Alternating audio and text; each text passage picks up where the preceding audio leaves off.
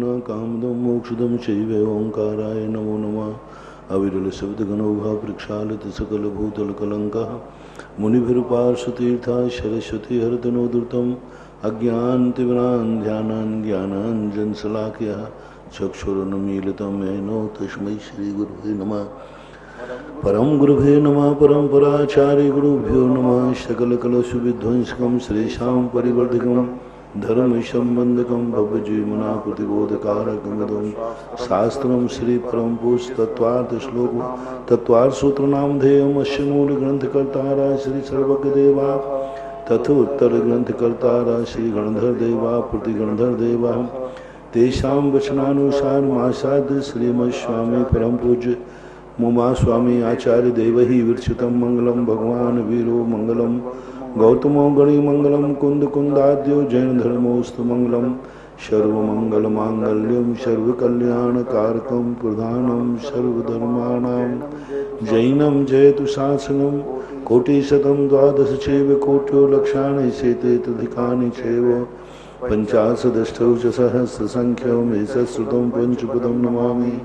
अरिहंत भाष्यतं गणहर देवी गंथियं शम्मं प्रणमामि भट्टजुतो सदनानमो वै शीर्षः इक्षाई भंते सुभक्ति कौशगो कौतसारुष्यम् अंगो वंगो पहिणीय पाहोडे परियम्मी शुद्ध परिमाणो गुपुगे छुलियाय चे सुत्तत्वय दुदम कायम शारचकालम अंचेमी पूजेमी वंदावनमिष्यामि दुखो को कुमको वोलाओ शुभै मनो शमाहि मरणं जन्म संपत्ति नमोस्तु परानिक स्वाध्याय विलयम श्रीमद् आचार्य भक्तिम काय सर्गम करोमि हम।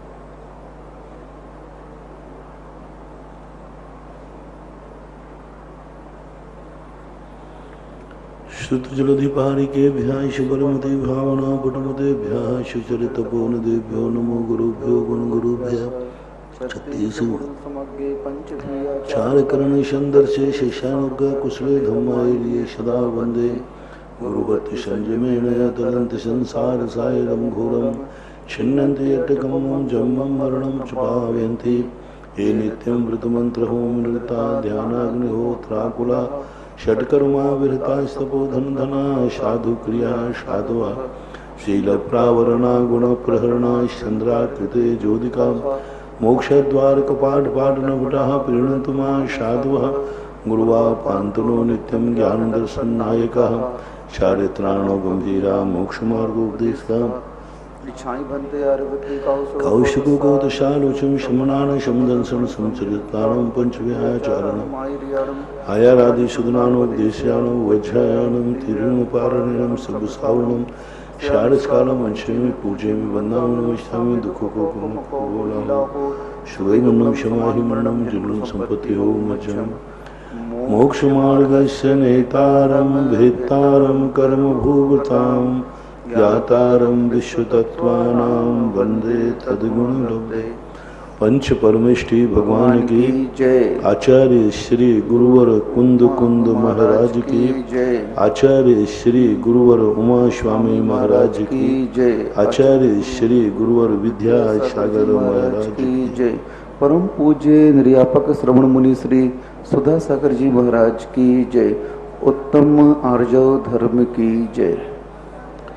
सम्यक दृष्टि वह नहीं है मात्र जो उपादेय को जानता है। सम्यक दृष्टि वही मात्र नहीं है जो सत्य को जानता है। सम्यक दृष्टि मात्र वह नहीं है जो मोक्ष को जानता है। सम्यक दृष्टि मात्र वह नहीं है जो स्वयं को जानता है। तत्वार्थ सूत्र की दृष्टि में सम्यक दृष्टि वह है जो मोक्ष के पहले संसार को जानता है, धर्म से पहले अधर्म को जानता है, पाप से पहले पुण्य को जानता है, उपाधि से पहले हे को जानता है। इसलिए पूज्यवर उमा स्वामी में तत्व की जब परिभाषाएं बना रहे तो सारे उन हे तत्वों की जहां हमें जाना नहीं है, जिनसे हमें कोई मतलब नहीं है, और हे तत्व की बात कर रहे हैं। तत्व कभी हे उपादेय नहीं होता, कोई भी तत्व हे उपादेय नहीं होता। जहर भी है, वह अमृत के समान संपूर्ण गुणों से युक्त है। अस्तित्व, वस्तुत्व, द्रव्यत्व आदि गुण उसमें भी विद्यमान है। अमृत भी वही है। जहर और अमृत तो हमारे स्वार्थ है, भेद करना। प्रकृति में जहर और अमृत में कोई भेद नहीं है। तत्व दृष्टि में लोग भूल जाते हैं। वो कहते हैं तत्व दृष्टि का अर्थ है तथ्य दृष्टि। तथ्य दृष्टि और तत्व दृष्टि में बहुत अंतर होता है। तत्व दृष्टि सम्यक दर्शन का कारण है, तथ्य दृष्टि नहीं। तथ्य तो क्रिया है, तथ्य तो चारित्र है, तत्व सम्यक दर्शन है, तत्व सम्यक ज्ञान है। तत्व चारित्र नहीं हो सकता। दोनों में अंतर समझना। तत्व की जहां बात आए, बिना तत्व के सम्यक दर्शन नहीं हो सकता। और तत्व में संसार और मोक्ष में कोई भेद नहीं होता।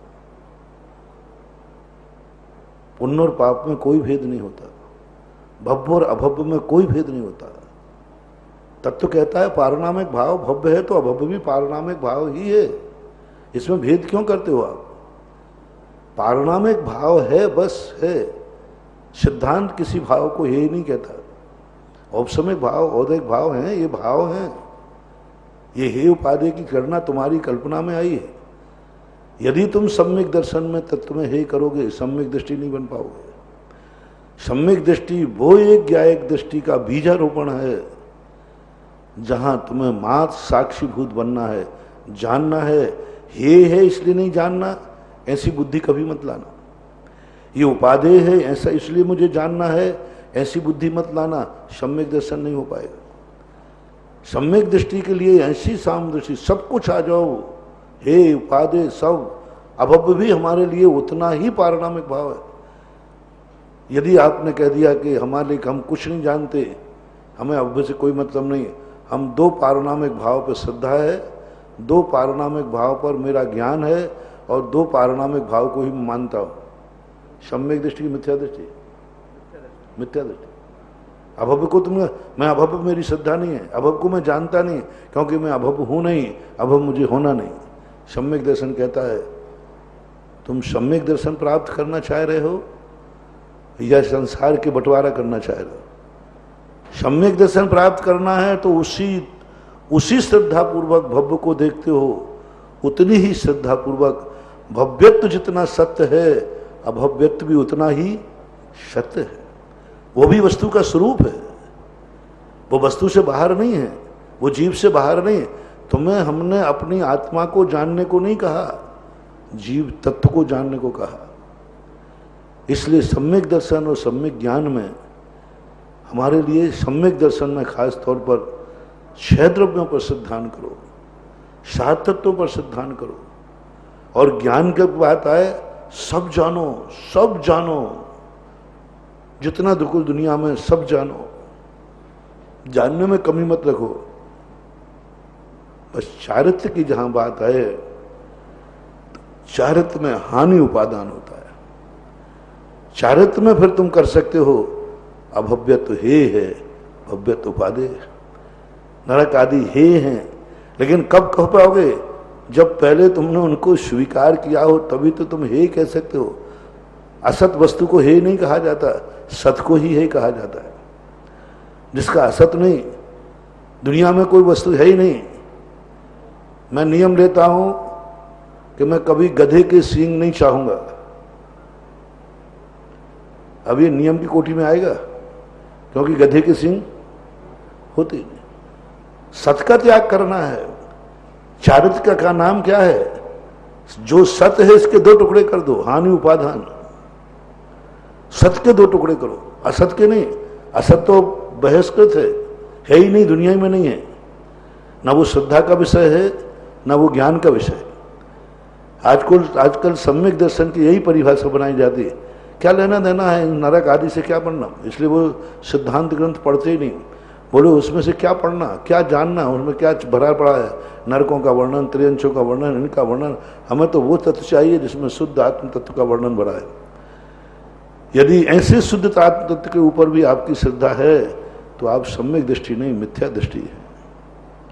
इसलिए पूज्यवर उमा स्वामी महाराज तीसरे अध्याय में उसका वर्णन कर रहे हैं जिसकी हमें कभी पाने की चाहत नहीं है, हम कभी जाना नहीं चाहेंगे, हम नरक का नाम भी नहीं लेना चाहते, नरक के नाम से हमारी रूह कांपती है, नरक के नाम से हम बचना चाहते हैं।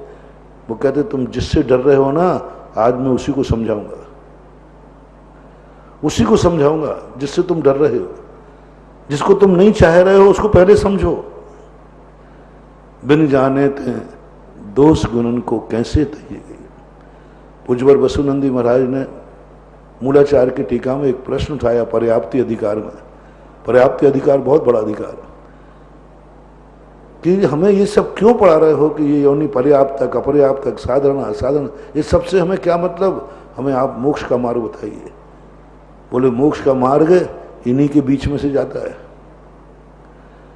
रास्ता, मोक्ष का रास्ता संसार में से जाता है। मंदिर कितना भी पवित्र क्यों ना हो, यदि रास्ता गंदा है तो मंदिर भी गंदा होगा, क्योंकि रास्ते संसार में से जाते हैं और संसार को तुम नहीं समझोगे तो रास्ते में भटक जाओगे। इसलिए आज तीसरे अधिकार में ये मत समझना कि हमारा समय खराब किया जा रहा है, ये मत समझना कि इन सब चीज़ों से पढ़ के हम क्या करेंगे। बहुत सारे लोग, पंडित लोग जो हैं, वो कहते प्रथमान योग, करणान योग, कर्म सिद्धांत पढ़ने से मास समय खराब होता है। उन तत्वों का वर्णन कर रहा है, उन रास्ते को समझा रहा है जिस रास्ते से मुझे जाना ही नहीं है। हमें वो रास्ता बताओ ना जिस रास्ते से मुझे जाना है। सम्यक दर्शन कहता है पूज्यवर उमा स्वामी महाराज कहते नहीं, उन रास्तों को भी जानना है जिससे तुम्हें जाना नहीं। जो वस्तु तुम नहीं चाहते हो उसको अच्छी तरह समझ लो। जहर को समझे बिना तुम अमृत नहीं पा पाओगे, क्योंकि तुम्हें जहर का ज्ञान नहीं है। उस राजा के समान तुम मूर्ख हो जो जहर का लक्षण नहीं जानता था और पेड़ के ऊपर अजगर बैठा हुआ था, उसके मुंह से पानी नीचे गिर रहा था, वो पानी को जानता था, लेने के लिए पहुंच गया, लेकिन जहर का ज्ञान नहीं था उसे। वो तोते को कहा, तोते को ज्ञान था, मर जाता वो। इसलिए हमेशा अपनी शक्ति जानना उतना जरूरी नहीं है जितनी दुश्मन की शक्ति जानना जरूरी है। मैं कितना ताकतवान हूं ये कोई जरूरी नहीं है जानना। यदि हमें अपनी शक्ति का भान नहीं होगा तो हम भाग जाएंगे, और क्या होगा। लेकिन दुश्मन की शक्ति का हमें ज्ञान होना चाहिए। ये नरक, ये पर्याय, ये अजीब आदि तत्व जो हैं, ये हमारे दुश्मन हैं। उन दुश्मनों की शक्ति जानना है कि वो किस तरीके से हमारा घात कर सकते हैं। पुलिस वालों को सबसे पहले क्रिमिनोलॉजी डिपार्टमेंट में अपराध शास्त्र पढ़ाया जाता है। पुलिस को, डाकुओं को नहीं। पुलिस को अपराध शास्त्र पढ़ाया जाता है।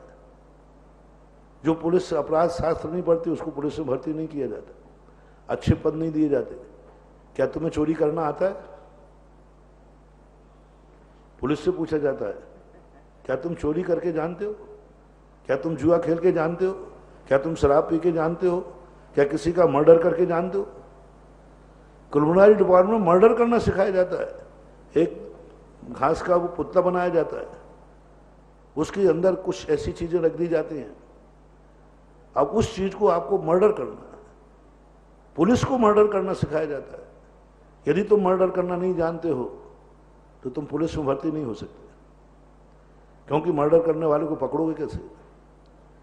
चोरी करना नहीं जानते हो तो चोर को पकड़ोगे कैसे? इसलिए यही नीति हमारे पूज्य आचार्यों की रही है कि तुम संसार की हर कला को जानो। करना नहीं है, जानना है, श्रद्धा करना है। कहाँ कि छोटा सा प्रश्न सम्यक दर्शन का, सम्यक दर्शन की चर्चा थी, तत्वों के ऊपर श्रद्धान करने की चर्चा थी, और कहाँ हम ले जा रहे हैं। आओ, कहाँ जाना चाहते? बोले मोक्ष। चलो मैं तुम्हें नर्क घुमा दूं। पहले मोक्ष की चर्चा थी, आत्मा का हित। इतना सा प्रश्न किया था, आत्मा का हित किसमें? मोक्ष में। मोक्ष किसे कहते हैं? सम्यक दर्शन ज्ञान चारित्र मोक्ष मार्ग है। सम्यक दर्शन किसे कहते हैं? सोचा कोई अच्छी वस्तु होगी, उन्होंने जाकर के लो जीव तत्व का वर्णन करते करते मोक्ष जाने वालों को नरकों के नारकियों के बीच में खड़े कर रहे हैं। इस बात को सब लोग नहीं पचा पाते, बहुत बड़े बड़े ज्ञानी लोग भी इसमें बहुत भटक रहे हैं।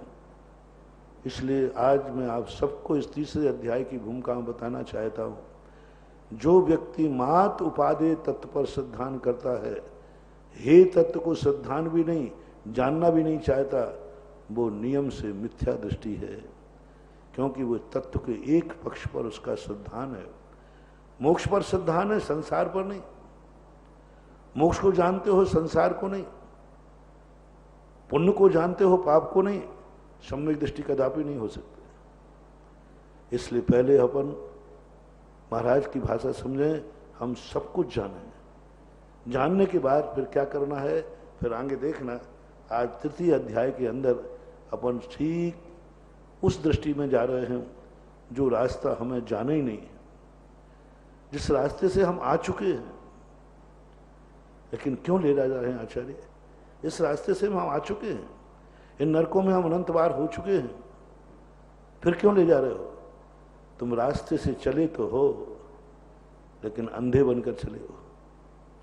तुम इन रास्तों पर गए तो हो, लेकिन अंधेरे में गए हो। इन रास्तों में तुम गए तो हो, लेकिन नशे में गए हो, तुम्हें पता ही नहीं था। एक शराबी को एक कहा, देख के नाली दिखाऊं तुझे? बोले क्या बात कर रहा हूं, मैं तो रोज को इसी में गिरता हूं। बोले तुम नाली में गिरे तो हो, लेकिन नाली मान के नहीं गिरे। नाली में नाली मान के नहीं गिरे हो आप। नाली में शराबी गिरता है, लेकिन जब शराब उतर जाए तब उसको नाली दिखाना, वो घबरा जाएगा। लेकिन शराब पीने के बाद उसी में लेट जाता है।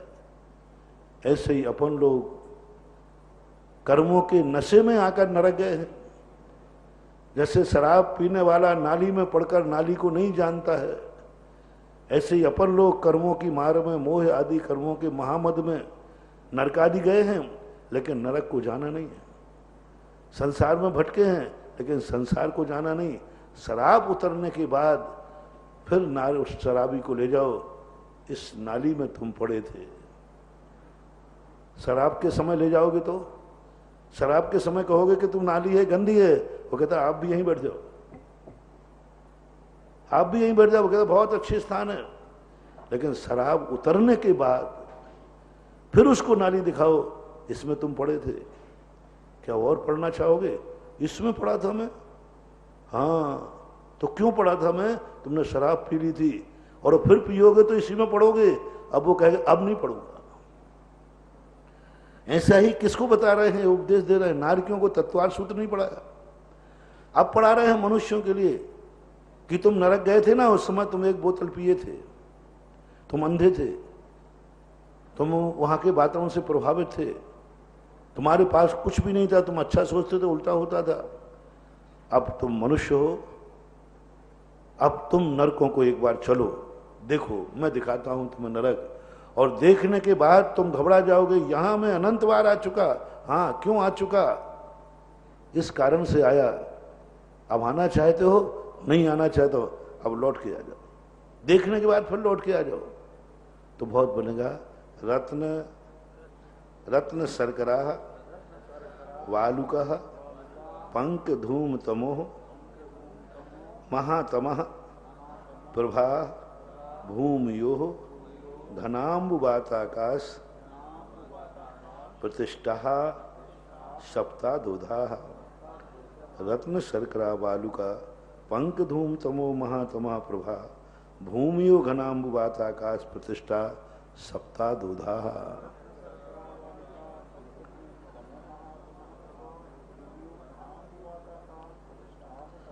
नरकों की कई अनेक प्रकार की कल्पनाएं लोगों ने की। नरक माना सबने है, विज्ञान भी नरक मानता है, सब नरक मानते हैं। नरक का अर्थ सब मानते हैं दुख, कलह है। तो कई लोग कहते हैं अरे भाई उसका घर तो नरक है, उस घर में रहने वाले लोग नारकी हैं, हमेशा लड़ते ही रहते हैं। तो नरकों की कल्पना को तो आपने स्वीकार की। मैंने एक विज्ञान से कहा, मैंने बोले महाराज जी नरक कोई कहीं चीज नहीं है, पढ़ा लिखा आदमी थे। मैंने कहा अच्छा, फिर नरक क्या चीज है? एक शब्द तो आया है नरक। शब्द कोश में नरक शब्द है कि नहीं? कोश की डायरी में है। तो नरक का अर्थ क्या है? बोले महाराज जी जहां लोग लड़ते हों, भिड़ते हों, मारते हों, काटते भी हों, वही नरक है। मैंने कि बस जिसकी कल्पना तुम कर रहे हो, क्या सरकार के कानून में जो लड़ रहा है उसे नारकी कह दूं? क्या इस घर पर नरक लिखवा दूं? आपने कहा जहां लोग लड़ते हैं, मरते हैं, एक दूसरे को नहीं चाहते, वो घर महाराज नरक है। मन की लिखवा दूं उस पर नरक? कोई FIR दर्ज तो नहीं होगी? क्योंकि नरक लिखवा दूं, कोई फिर मानहानि का दावा नहीं करे कानून के अनुसार। फिर कानून क्या कहेगा? यदि इसने रिपोर्ट लिखा दी साहब इन्होंने हमारे घर के बाहर नरक लिखा है, तो कोर्ट हमारे पक्ष में जाएगा कि हाँ ये नरक है, कि हमारे लिए अपराधी करेगा तुम एक मनुष्य के घर को नरक क्यों लिख रहे हो? जवाब दो मेरा। क्यों नरक लिख सकते? आपने खुद कहा, और उस घर वाले भी कह रहे हमारा घर तो नरक है, हमारे घर में सब लोग लड़ते रहते दिन भर, नरक है मेरा घर। तो भाई बाहर लिखवा दो नरक है। उन्होंने कहा महाराज जी ऐसा नरक नहीं है, ये नरक की उपमा दी जाती है, हम यही तो कहलवाना चाहते थे। ये नरक नहीं है इसलिए नरक लिखा नहीं जाएगा, नरक की उपमा दी जाती है। माने कि उपमा उसी की दी जाती है जो कहीं सत्य है, उपमा उसी की दी जाती है जो कहीं है। आप जब इसको नरक मानने को तैयार नहीं, इस मकान में नरक लिखने को तैयार नहीं, इसको नारकी कहने को तैयार नहीं, और आपने खुद कहा ये लक्षण है महाराज, ये उपमा दी जाती है, तो मन की उपमा उसी की दी जाती है जो कहीं ना कहीं अस्तित्ववान है। इसलिए नरक आदि को जो नहीं मानते हैं वे नरक की उपमा को तो मानते हैं। उदाहरण दे देते, अरे तुमने तो नरक मचा रखा है। तो नरक मचा रखा है यही शब्द बता रहा है नरक नाम की चीज दुनिया में कहीं है। असत की कभी उपमा नहीं होती, असत की कभी कल्पना नहीं होती, असत कभी कल्पना की कोटि में नहीं आता, असत आते ही नहीं। पूज्यवर अकलंग स्वामी ने कहा गधे के सींग भी कल्पना नहीं है, क्योंकि गधा भी है और सींग भी है, गधा भी है और सींग भी है। हाँ गधा भी ना हो और सींग भी नहीं हो, उसकी कल्पना कोई करेगा ही नहीं। जोड़ रूप ज्ञान गलत है, ना कि गधा और सींग गलत नहीं है, सींग तो कहीं ना कहीं होते हैं। इससे नरक कहीं ना कहीं है महानुभाव, और दर्शनकारों ने अलग अलग प्रकार से नरकों की कल्पना की है। सर्वज्ञ भगवान ने अपने केवल ज्ञान से जानकर जो नरकों का स्वरूप किया उसके लिए बताया। पहला नरक जो है रत्न, अंत में प्रभा शब्द को एक ले लें, प्रभा शब्द आया है एक अंत में, महातमा प्रभा, तो प्रभा शब्द को अंत दीपक मान लें और प्रत्येक के साथ प्रभा लगाना, रत्न प्रभा। अब रत्नों की आभा जहाँ होती है, आपको रत्न देखने को नहीं मिलते, नारकियों को मिल जाते हैं। एक बार एक माता जी बहुत छोटी भोली वाली थी, एक पंडित जी 30 अध्याय को पढ़ाते पढ़ाते बोले देखो वहाँ की पृथ्वी रत्नों की आभा है, रत्न प्रभा, रत्नों की मूर्ति है। क्यों भाई माँ जी जाना चाहोगे कि नहीं? अब बेचारी माँ जी सीधी सादी थी, बिजोलिया की थी, बहुत सीधी सादी। उन्होंने कहा पंडित जी ऐसी पृथ्वी हम जैसे मूर्खों को कहाँ मिलेगी, ऐसी पृथ्वी तो आप जैसे ज्ञानियों को मिलेगी। यहां प्रभा शब्द डालना जरूर है। प्रभा का अर्थ मात्र आभा है, वो रत्न नहीं है, वहां उसकी आभा है, उसका रंग है, उसका कलर है, रत्न नहीं है। रत्न होना अलग चीज है और रत्न का कलर होना अलग चीज है। मिट्टी तो वहां बहुत गंदी है, दुर्गंधयुक्त है, बहुत है, लेकिन उसका कलर आभा उसकी इस प्रकार है। मल की आभा भी स्वर्ण जैसी होती है, स्वर्ण आभा कह दो उसको, तो स्वर्ण आभा कह देने से वो स्वर्ण नहीं होगा, है तो गंदी, लेकिन वह कलर की अपेक्षा से कह दिया जाता है स्वर्ण आभा वाला होता है। इसी प्रकार रत्न जो है मल के समान गंदा ही है, लेकिन उसकी जो कलर है, आभा है, वह रत्न के समान जानना। शर्करा, शर्करा बोलते हैं एक प्रकार के छोटे छोटे टुकड़े, छोटे छोटे टुकड़े होते हैं, पिष्ट क्रिस्टल होते हैं उनके अनुसार। वालुका सब जानते हैं, नदी की वालुका, पंख कीचड़, धूम धुएं के आकार की, तम अंधकार की आकार की, महात्मा, तम में और महात्मा में अंतर है। एक अंधकार होता है, थोड़ा सा दिखता है, आभास होता है, और एक अंधकार ऐसा होता है, कहते हैं ना भाई सुई से हाथ भी नहीं दिख रहा था। तो गहन अंधकार जब होता है, महात्मा उसे बोलते हैं। इस प्रकार ये वहां के कलर को लेकर के इनके भूमियोः, ये भूमियां कैसी हैं? घनाम्बु वाताकाश प्रतिष्ठा। ये कहां पर रखी हैं? क्योंकि जैसे अपनी उंगलियां हैं ना, ये उंगलियां तो यहां हाथ से जुड़ी हुई,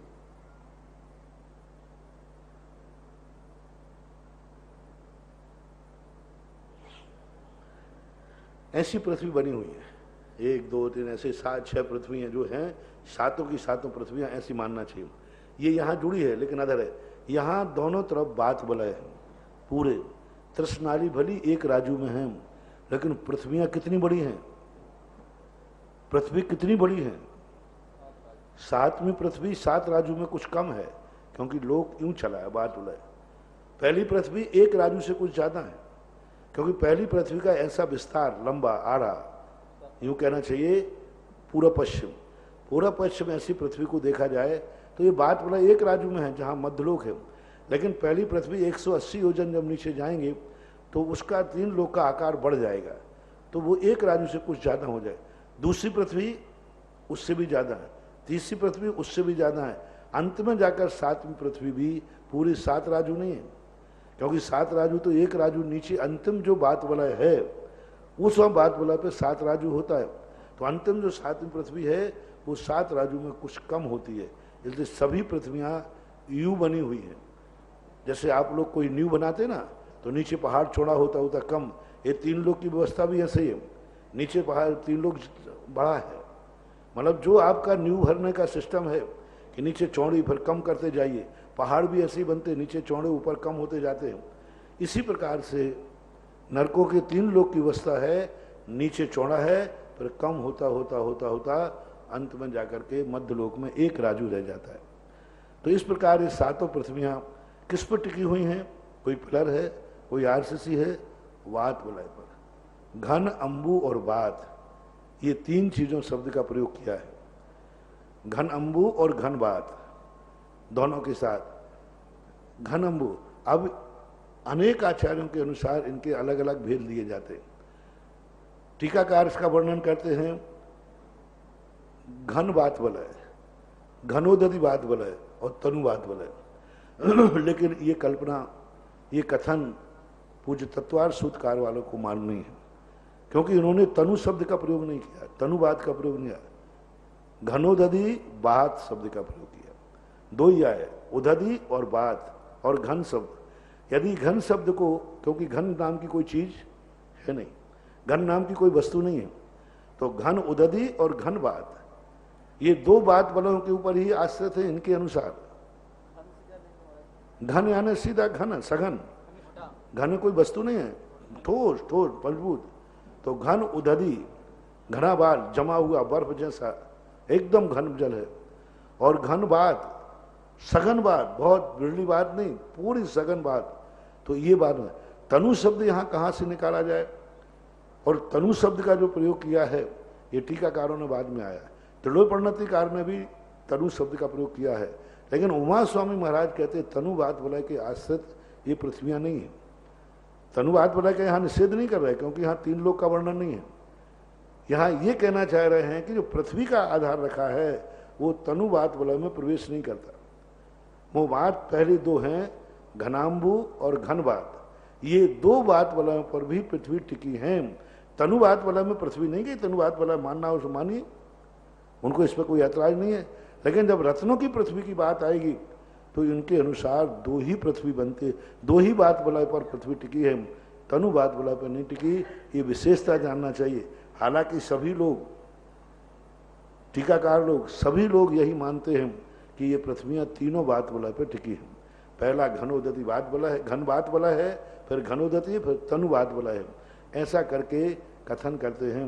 लेकिन पूज्यवर उमा स्वामी के तत्वार सूत्र में तनु शब्द का प्रयोग कहीं से भी निकलने में नहीं आ रहा है। इसलिए वाताकाश प्रतिष्ठा सप्ताधोधा घन अंबु, घन बात, आकाश, और बीच में क्या है? आकाश है। आकाश में स्थित है, आकाश में ही स्थित है। ऐसा नहीं मानना कि आकाश में नहीं है। बात वाला भी आकाश में है, पृथ्वियां भी आकाश में है, लेकिन आकाश के साथ साथ में इनका उनको सहारा है, क्योंकि आकाश किसी चीज को रोकता नहीं। आकाश किसी रुकने वाले को आह्वान देता है, रोकता नहीं। जो भी चीज अधर्म में रुकती है, या तो वायु के आधार पर रुकेगी या जल के आधार पर रुकेगी।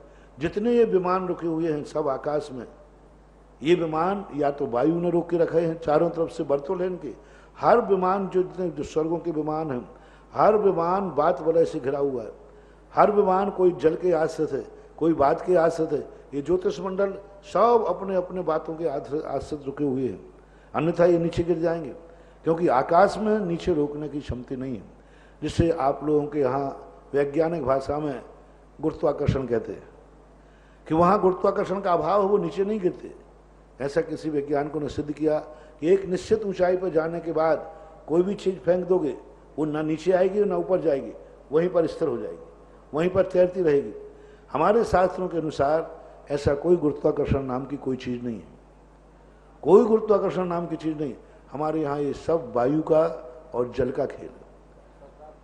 वायु ही हमारे यहाँ है जो किसी चीज़ को एक ऐसे दबाव में जाके वायु पहुँच जाती है कि उस वस्तु को स्थिर कर देती है, और वहीं वायु जब चलायमान हो जाती है तो हम नीचे आ जाते हैं। जैसे ज्वार भाटे होते ना, तो ज्वार भाटे लोग गुरुत्वाकर्षण के मानते हैं, लेकिन वस्तु स्थिति है लवण समुद्र के अंदर जो बिल हैं, विवर हैं, उनमें से वायु भर जाती है तो ज्वार आ जाता है, वायु खिसक जाती है तो भाटा आ जाता है।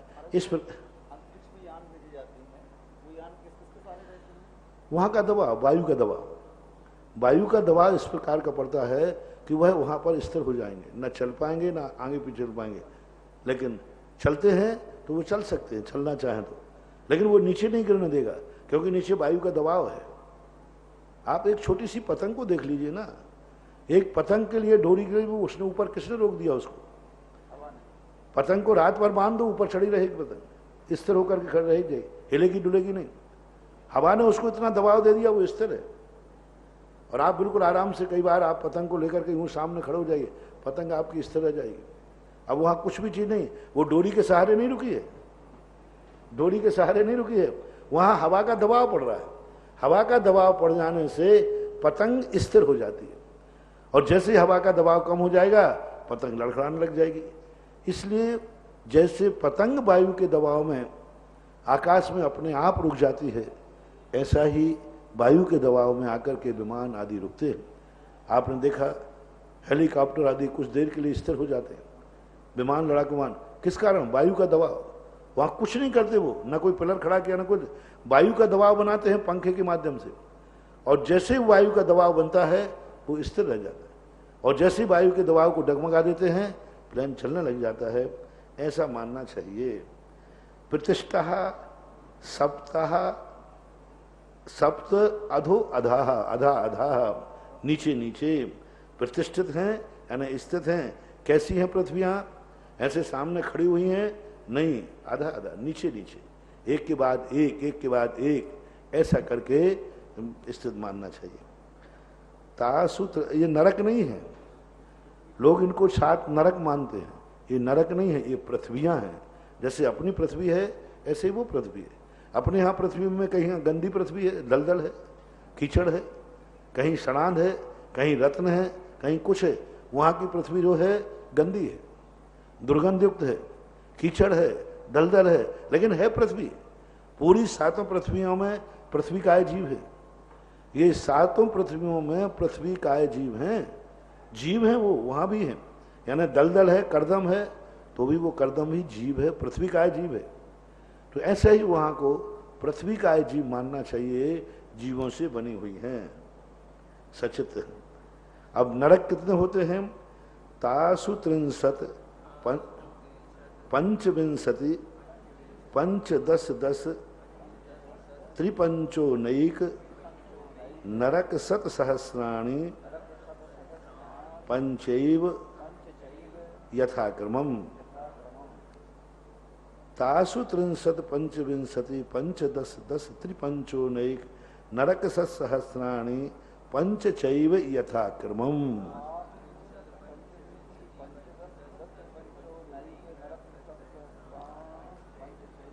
इन पृथ्वियों में, तासु उनमें, ये 7 पृथ्वियों में 63 पंचविंशति यानी 3 लाख बिल है। 30 लाख, 63 यानी 30 लाख बिल है। ये कहलाते नरक। पूरी पृथ्वी पर नारकी नहीं रहते। पहले तो इतनी लंबी पृथ्वी है, ऐसे में तृष्णाली से वैसे ही खंडित हो गई, जिसमें कुछ नहीं, पृथ्वी का जीव अकेले हैं। तृष्णाली में भी एक राजू में 30 लाख बिल है, कोई ज्यादा नहीं है। बीच में बहुत खाली पड़ी हुई है, ऐसे 63 बिल हैं और 30 लाख बिल हैं। बिलों को थोड़ा समझ लें। बिल का अर्थ होता है जैसे चूहा बिल बनाता है ना, जमीन के अंदर बिल है, मुंह रहते हैं ऊपर। इसी प्रकार से वहां बड़ी बड़ी गुफाएं हैं। छोटे मोटे बिल मत समझना है, बहुत बड़ी बड़ी गुफाएं। अपने जैसे भारतवर्ष बराबर एक ही गुफा है। हाँ, जैसे यहाँ गुफा का नाम दे दिया, गुफा का नाम कह दो। जैसे कोई गुफा बनती ना नीचे, ऐसी गुफाओं के समान वो बिल बने हुए रहते हैं। बहुत बड़े बड़े बिल हैं। पंचविंशति 25 लाख, पंचदश 15 लाख, 10 लाख, 3 लाख और पंचोनेक 5 ऊन 1 लाख।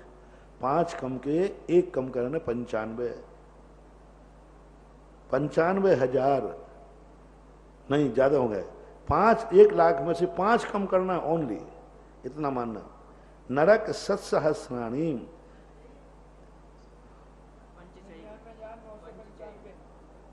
अभी तो सुनिए, नरक सत्सहस्राणि, ये नरक सत्सहस्राणि। विचारणी बात है कि यहां सूत्र को छोटा करने के लिए लक्ष्य शब्द का प्रयोग नहीं किया। सत्सहस्राणि इतना बड़ा शब्द कहने की जरूरत क्या थी? क्या लक्ष्य नहीं बनता था? क्या संस्कृत में लक्ष्य शब्द नहीं है? क्या उस समय लक्ष्य शब्द का प्रचलन नहीं था? क्या उस समय 1 लाख को लक्ष्य संज्ञा नहीं दी जाती थी? ये ऐसा प्रश्न है। पूरे तत्वार सूत्र में जहां जहां लाख शब्द का प्रयोग आया, वहां लक्ष्य शब्द का प्रयोग नहीं किया। शत सहस्राणि 100,000। अब 100,000 में कितनी मात्रा बढ़ गई? सूत्र का गौरव कम हो रहा है, लेकिन अभी तक कोई टीकाकार इस बात का रहस्य नहीं खोल रहे। बहुत प्रयास करने बाद इसका सहज, बहुत आचार्यों ने सत सहस्र का प्रयोग किया। क्यों? सीधा कह देते, लक्ष्य के रूप में कह देते, लक्षानी इतने, शत सहस्राणी, सहस्र लाख है, पंचैव और 5 मात पंचैव। देखो, सत सहस्राणी कहने के बाद 5 कहा, यानी 7वीं जो पृथ्वी, इतनी बड़ी पृथ्वी है, लेकिन बिल कितने हुआ? 5 बिल है। देखो, काया बढ़ती गई। नीचे से ऊपर की पृथ्वियों की अपेक्षा नीचे के बिलों की जीवों की काया बड़ी है। 7वीं पृथ्वी के नार की काया 500 धनुष है और बिल कितने हैं? 5। हालांकि संख्या कम है। सबसे ज्यादा नार की पहली पृथ्वी में, उससे कम दूसरी में, तीसरी में, 7वीं पृथ्वी में सबसे कम नार की है। इससे यह भी सिद्ध होता है कि पाप करने वाले दुनिया में पापी कम है,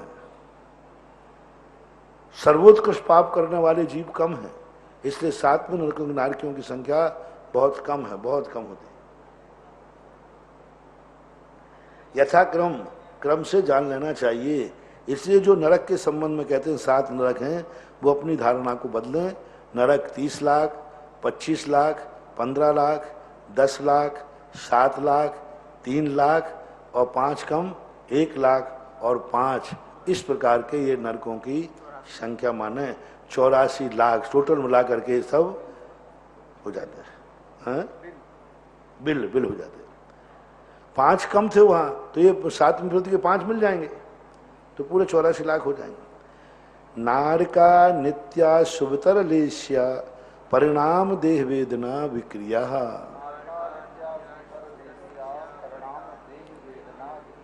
नारका यानी सभी नारकी, नित्य अशुभतर, अशुभ नहीं, अशुभतर लेश्या परिणाम, अशुभतम उनकी लेश्या होती है। कभी वे शुभ लेश्या कर ही नहीं पाते। अशुभी यानी कापोत लेश्या, सर्वोत्कृष्ट निकृष्ट परिणाम कहाँ पाए जाएंगे? कापोत लेश्या मनुष्यों में भी होती है, तिरंशों में भी होती है, लेकिन सर्वोत्कृष्ट कहाँ पाई जाएगी? नरकों में।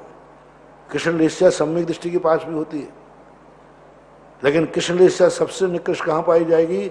नरकों में। सम्यक दृष्टि को भी कृष्ण वेश्या है, ऐसी बात नहीं कि नहीं है, लेकिन सबसे जघन अंश होता है। तात्कालिक कोई परिणति में आ जाए, लेकिन वहां तो सबसे ज्यादा निकृष्ट रूप से परिणाम। लेश्या परिणाम, परिणाम अलग है, लेश्या अलग है, अथवा लेश्या परिणाम कह दो, लेकिन लेश्या और परिणामों में बहुत अंतर होता है। परिणाम एक आत्मा के ऐसे कषायात्मक परिणाम होते हैं। कषाय और योग, कषाय से जब परिणाम होते हैं उनको परिणाम कहते हैं, और कषायों के साथ जब योग मिल जाते हैं तो उन्हीं परिणामों को लेश्या संज्ञा प्राप्त हो जाती है। लेश्या लिस्यते इति लेश्या, तो उसी में घुमाता रहता है। परिणाम आया, खत्म हो गया, लेश्या क्या कर, उसने मुझे मारा क्यों, उसने क्यों मारा क्यों, उसने मारा क्यों, मारा क्यों, मारा, अब उसी में घुल रहा है, वो लेश्या बन जाती। यानी योग भी ने भी साथ दे दिया, परिणामों में कसाई आई, योग शांत बैठा है। देखना, लेश्या, एक उदाहरण दे रहा हूं, उदाहरण को शब्देश मत मानना। उसने मुझे गाली दी, गुस्सा आ गया, बस गुस्सा आ गया, तिलमिला गया हूं, कसाय परिणाम है अभी। अब योग शामिल कर रहा हूं उसमें, मैं भी उसको मारूंगा। कैसे मारूंगा, क्या मारूंगा? अब ये जो परिणाम है योग, अब प्लानिंग जो चल रही है वो योग के माध्यम से चल रही है।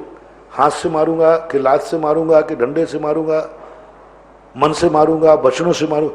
ये जब योग को शामिल कर लेता है व्यक्ति, परिणाम उतने खतरनाक नहीं है, लेश्या खतरनाक है। दुर्गति में परिणाम नहीं ले जाते, लेश्या ले जाती है। यदि व्यक्ति परिणाम तक सीमित रहे तो वो अपराधी नहीं होता, वो कर्म निधत्त निकाचित नहीं बनते। लेकिन परिणाम जब लेश्या को प्राप्त हो जाते हैं, यानी यूं कहना चाहिए, एक मन से योजना बनाई और योजना को क्रिया कार्य रूप दे दिया। योजना न बनाने वाला उतना बड़ा अपराधी, लेकिन योजना को कार्य रूप दिलाने वाला, तो योग जो सब शामिल हो जाता है यानी परिणामों को, तो वहां पर लेश्या भी निकृष्ट है, परिणाम भी निष्कृष्ट है। देह वेदना विक्रिया, और देह भी अशुभतर है, बहुत गंदी देह। संसार में सबसे ज्यादा गंदी शरीर होता है उनका, नारकियों का। वेदना विक्रिया, उनकी वेदना भी निकृष्ट होगी, उनकी विक्रिया भी निकृष्ट होगी। अच्छी विक्रिया नहीं कर सकते वो, जैसे देवता अच्छी विक्रिया कर लेते हैं, उनकी विक्रिया हमेशा गंदी होगी, भयानक होगी, विद्रूप होगी, दुखदायी होगी। अच्छी विक्रिया वो कर ही नहीं पाते, ऐसा माना। और वेदना जो है, अच्छे कार्यों की वेदना नहीं होती, उनको ये वेदना नहीं होती कि हे भगवान मैं आए धर्म नहीं कर पा रहा हूं नरकों में आकर, हे भगवान कहाँ नरक में आ गया, मेरे भगवान का दर्शन छूट गया, मेरे 10 लाख क्षण पर छूट गए, मेरे गुरु का प्रवचन छूट गया, ऐसी वेदना नहीं होती उन्हें। उन्हें वेदना जो होती है दुख जन वेदना होती है। जो दुख उनको वेदना होती है, मेरे पास यह नहीं है, मेरा शरीर में देखो कितना कोड़ हो गया, कितनी, उनको दुखों का वेदन होता है, कर्मों का। परस्परो धीरे दुखा, परस्पर उदीरित दुखा, परस्पर में एक दूसरे को उद्धृत करते, एक दूसरे को याद दिलाते, तूने मेरे साथ ऐसा किया था, आ बैल मुझे मार, एक मुहावरा आता है, आ बैल मुझे मार। कई लोगों की आदत है सब में शांति से बैठे, क्या मजा नहीं आ रहा है, शांति से क्यों बैठे? तो नारकियों में क्या शांति से बैठने नहीं थे, एक दूसरे को बढ़ा देते हैं। अरे तुम शांत बैठो, ये तुम्हारे पूर्वों का दुश्मन है, थोड़ा अवधियान लगा के देखो, लो साहब परस्पर में बढ़ा दिया दोनों ने। तो एक दूसरे को धुराते रहते हैं, दिन भर जिंदगी भर यही काम करते रहते हैं। ऐसे कौन जीव हैं जो यहां भिड़ाने का काम करते हैं? दो ही पालड़ी दे दिया देल, तुम नाचो हम देखें। कई लोग कहते हैं दोनों को भिड़ा देते हैं, इसकी बात उससे कहते हैं, उससे उसकी बात कहते, दोनों लड़ो, अपन मजे लेते रहते हैं। हाँ, ऐसे लोग नारद आदि जो प्रवृत्ति के लिए ऐसे ही तो कहते हैं उनको, कि भिड़ा देते हैं। ऐसा नहीं करना चाहिए। ऐसा करना है तो बढ़िया स्थान है नरकों का, वहां पर तुम एक दूसरे को बढ़ाते रहिए।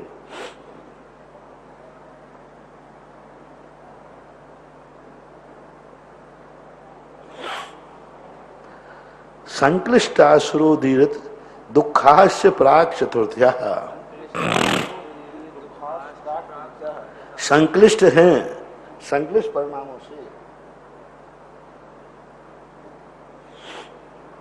सभी देव नहीं, जो संक्लिष्ट परिणाम वाले असुर जाति के देव रहते हैं।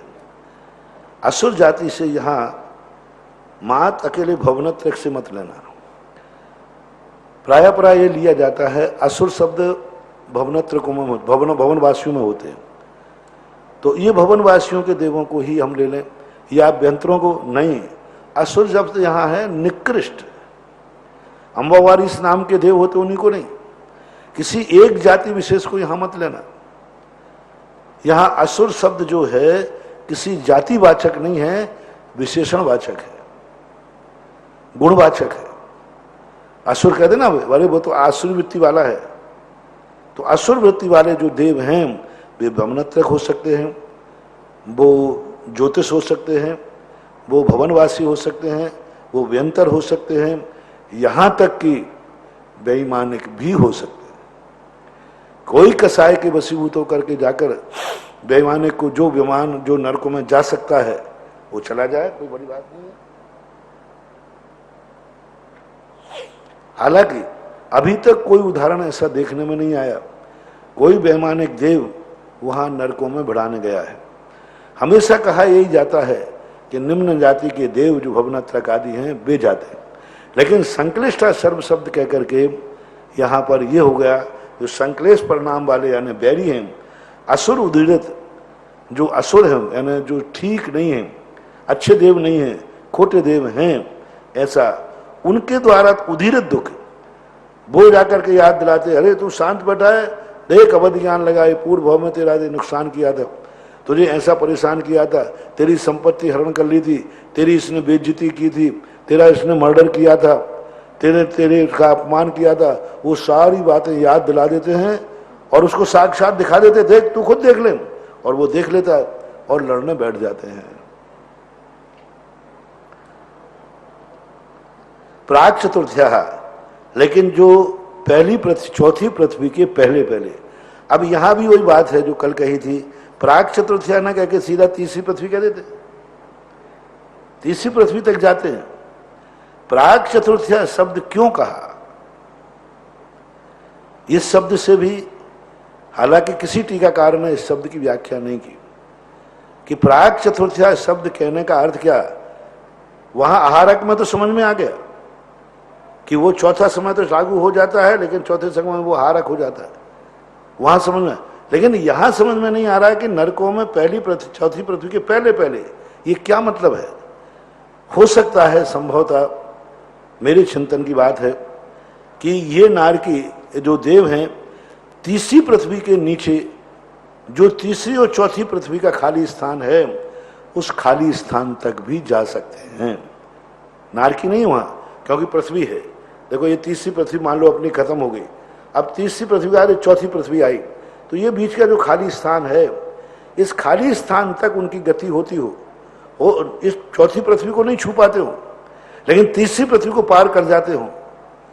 ऐसा शायद नियत का विधान हो, इस अपेक्षा से पूज्यवर पूज्यपाद स्वामी प्राक चतुर्थ्या शब्द कह रहे, नहीं तो तत्वार सूत्र की सूत्रों की जो परिभाषा है विधा है, सूत्रकार तो एक एक अक्षर को बचाता है, एक एक सबसे छोटा लगता है, तो ये शब्द चार दो अक्षर इनके बच सकते थे, लेकिन नहीं बचाने का अर्थ अभी भी लोगों को विचारनी है, क्योंकि भली टीकाकार इस शब्द की व्याख्या नहीं कर रहे हैं, लेकिन एक प्रश्न तो खड़ा होता है कि प्राक चतुर्थ्या शब्द क्यों दिया।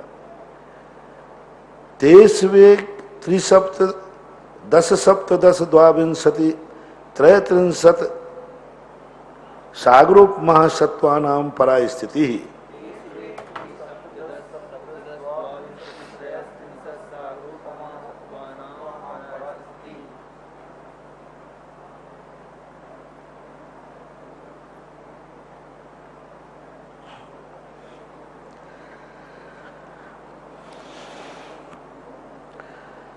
तेसु उनमें, उन पृथ्वियों में जो नारकी हैं, उन नारकों में जो नारकी हैं, उनमें किसनी उम्र है? एक। पहली पृथ्वी की उत्कृष्ट आयु एक, दूसरे की 3, तीसरे की 7, 10, 17, 22 और 33 सागरोपमा सत्वानाम परास्थिति। नरकों की स्थिति नहीं है यह। नरक तो अनादि अनंत है। सत्वानाम ये जीवों की स्थिति है, परा यानी उत्कृष्ट स्थिति मानना चाहिए। देखो उम्र कितनी है, जहां इतने दुख हैं और उम्र कितनी दे दी, असंख्यात वर्ष की।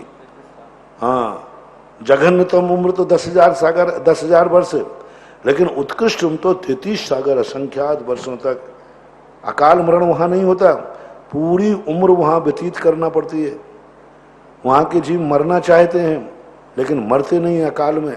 इतना काट पीट पारे के समान सारे शरीर को छिन्न भिन्न कर देते हैं, घानी में पेल देते हैं, लेकिन प्राण नहीं निकलते उनके।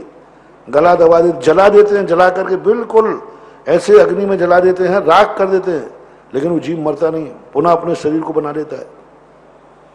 तिल तिल के टुकड़े टुकड़े कर देते हैं, फिर भी उन टुकड़ों को ऐसे पारे के समान बिखर करके मिल जाता है। कैसी विचित्रताएं हैं। ऐसा जीव भी दुनिया के अंदर है। सबसे खतरनाक चीज है कि नरकों में जाने वाला जीव किसी भी प्रकार से अपना बचाव नहीं करते।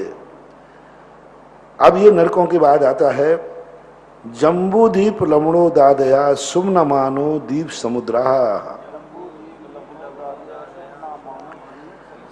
अब नरकों से नीचे से वर्णन करके, क्योंकि हमेशा एक विधा होती है, वास्तु होता है, एक मनोविज्ञान होता है। तिलक ऐसा नहीं लगाना, तिलक नीचे से ऊपर को लगाया जाता है। ज्ञान नीचे से कराया, छड़ालाकार ने नीचे से ज्ञान कराया, निगोज से। सिद्धांत ग्रंथों में कई बार कहते हैं लोग कि नीचे से ज्ञान क्यों कराया जाता है, ये विकासवाद है, मनोविज्ञान है। ज्ञान भी हम नीचे से कराएंगे, निगोज से करा करके, नरकों से करा करके फिर ऊपर की तरफ लाएंगे। तो पहले नरकों का वर्णन किया, नारकियों का वर्णन किया, अब नरकों के बाद आता है मध्यलोक। तो मध्यलोक का वर्णन करते हैं जिसमें अपन लोग रहते हैं। जम्बूदीप लवण उदादया उद आदया, तो लवण उद आदि शुभ न मानो दीप समुद्रा। जम्बूदीप को आदि करना और लवण उदक यानी लवण समुद्र को आदि करना। तो जम्बूदीप को आदि, पहला द्वीप कौन सा है, जम्बूदीप, जो एक थाली के आकार का है। क्योंकि मध्य की वस्तु कोई भी बनेगी पहले वो थाली के आकार की बनेगी, तभी उसका रिंग बनेगा। यदि पहला द्वीप भी यदि हम चूड़ी आकार बना दें तो बीच में क्या है, यदि कोई भी चीज को गोल बना दें तो पहली चीज तो थाली आकार बनेगी, तभी वलय बनेगा। बिना थाली, कोई थाली बनाए बिना वलय बन ही नहीं सकता, अन्यथा वलय के वलय बन जाएगा। इसलिए जम्बूदीप जो है वो थाली के आकार का बिल्कुल गोल, एकदम गोल है, और उसमें और उसको घेरे हुए लवण समुद्र है। आदि शब्द का अर्थ का है, इसी प्रकार से द्वीप और समुद्रों का कथन जाने। शुभ न मानो, ये सारे नाम शुभ हैं, अशुभ नाम नहीं है, ये सारे नाम शुभ हैं। किसके, कौन से नाम, दीप समुद्रा। ये दीप और समुद्रा बहुवचन का प्रयोग किया, यानी एक ही दीप नहीं है, एक ही समुद्र नहीं है, असंख्यात समुद्र हैं। एक थाली रख लीजिए, उसके बाद एक समुद्र को डाल दीजिए, फिर समुद्र के बाद फिर एक द्वीप की पट्टी, फिर पट्टी डलती जाएंगे। ऐसे असंख्यात द्वीप समुद्र बनते हैं और सबके नाम हैं, लेकिन नामों की पुनरावृत्ति है। पहले ही सब कह के आए हैं, नाम के बिना दुनिया की कोई वस्तु हो ही नहीं सकती। नाम निक्षेप है, असंख्यात द्वीपों के नाम हैं। तो लवण समुद्र कितने हैं, असंख्यात। जम्बूद्वीप कितने हैं, असंख्यात। कालोदरी द्वीप कितने हैं, असंख्यात। क्योंकि शब्द संख्यात है और द्वीप पदार्थ असंख्यात हैं, तो एक एक नाम वाले असंख्यात असंख्यात बार आएंगे। जब निश्चित हो गया कि दुनिया में कोई भी चीज होगी बिना नाम के नहीं होगी, और कोर्स में नाम संख्यात हैं, तो नामों की पुनरावृत्ति स्वाभाविक रूप से होती है। इसलिए लवण समुद्र को एक ही मत मानना, ये पहला लवण समुद्र है, लेकिन इसी समान है वो नहीं। नाम अकेले की पुनरावृत्ति है, स्वभाव की पुनरावृत्ति नहीं है। क्योंकि ये समुद्र खारा है, शेष लवण समुद्र पढ़ेंगे वे खारे नहीं है। यहाँ जम्बूद्वीप में कर्म भूमि है, शेष जम्बूद्वीप आएंगे उनमें कर्म भूमि नहीं आएगी। हैं? हाँ वो आगे, पर लवण गाने खार नमक होता है, नमक के समान नहीं। हाँ द्विर्विस्कंबा पूर्व पूर्व परिक्षेपणो बलिया कृत्या।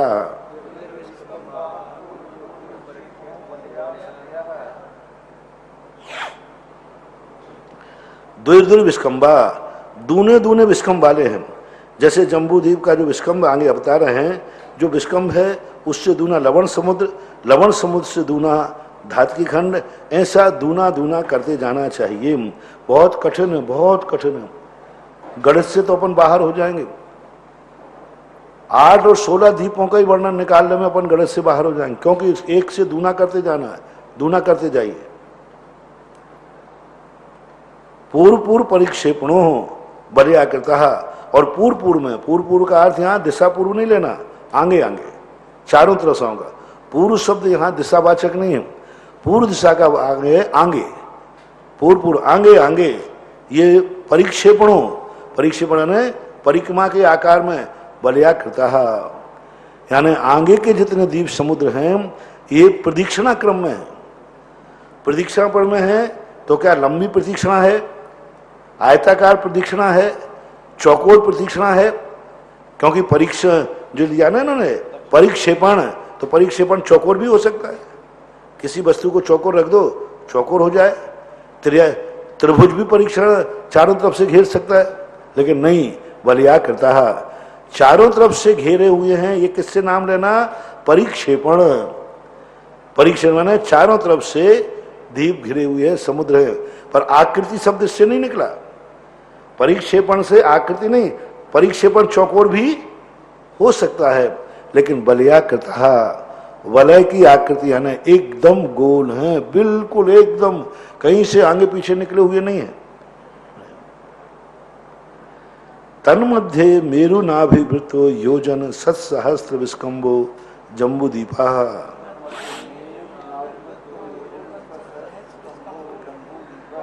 इस जम्बूद्वीप के ठीक मध्य में मेरु है। किस रूप में? नाभि के रूप में। नाभि अपनी मध्य में होती है, तो ये नाभि के रूप में स्थित है। वृत्तो हो, गोल है। सारे पहाड़, ये वृत्त शब्द क्यों दिया? देखो 3 चीजें विशेषता हैं। इन सारे द्वीप समुद्रों के मध्य में जम्बूद्वीप है।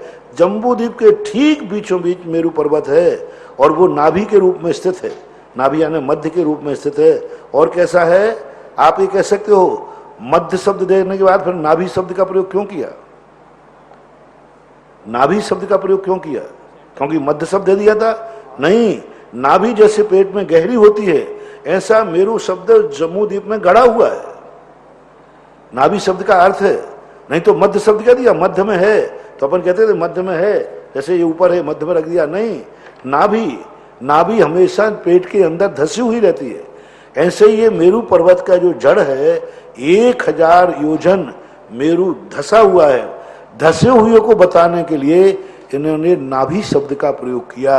जैसे नाभि अंदर धसी है ऐसा, लेकिन नाभि धसी है, उसके बीच में उठी हुई नहीं है, लेकिन ये नीचे जाने के बाद फिर ऊपर उठा हुआ है। कैसा है मेरु पर्वत? पर्वत हमेशा लंबे होते हैं, गोल हो कैसे भी होते हैं, चौकोर होते हैं, त्रिभुज होते हैं, लेकिन मेरु पर्वत कैसा है? वृत्त, गोल है, बिल्कुल एकदम गोल है। पूरा गुलाई में गया है पर्वत, पूरा जैसे अपने यहाँ बनाए जाते हैं ना ऐसे पीतल आदि के। योजन 7सहस्त्र विस्कंबो जम्बूद्वीपा। 7सहस्त्र, फिर 7सहस्त्र ले लिया, 1,00,000 योजन विस्कंब वाला है। विस्कंब का अर्थ क्या लेना यहाँ? हाँ, मेरु योजन 7 विस्कंब, जम्बूद्वीप का विस्कंब है। विस्कंब का अर्थ ऊंचाई नहीं लेना, जम्बूद्वीप की विशेषता बता रहे हैं।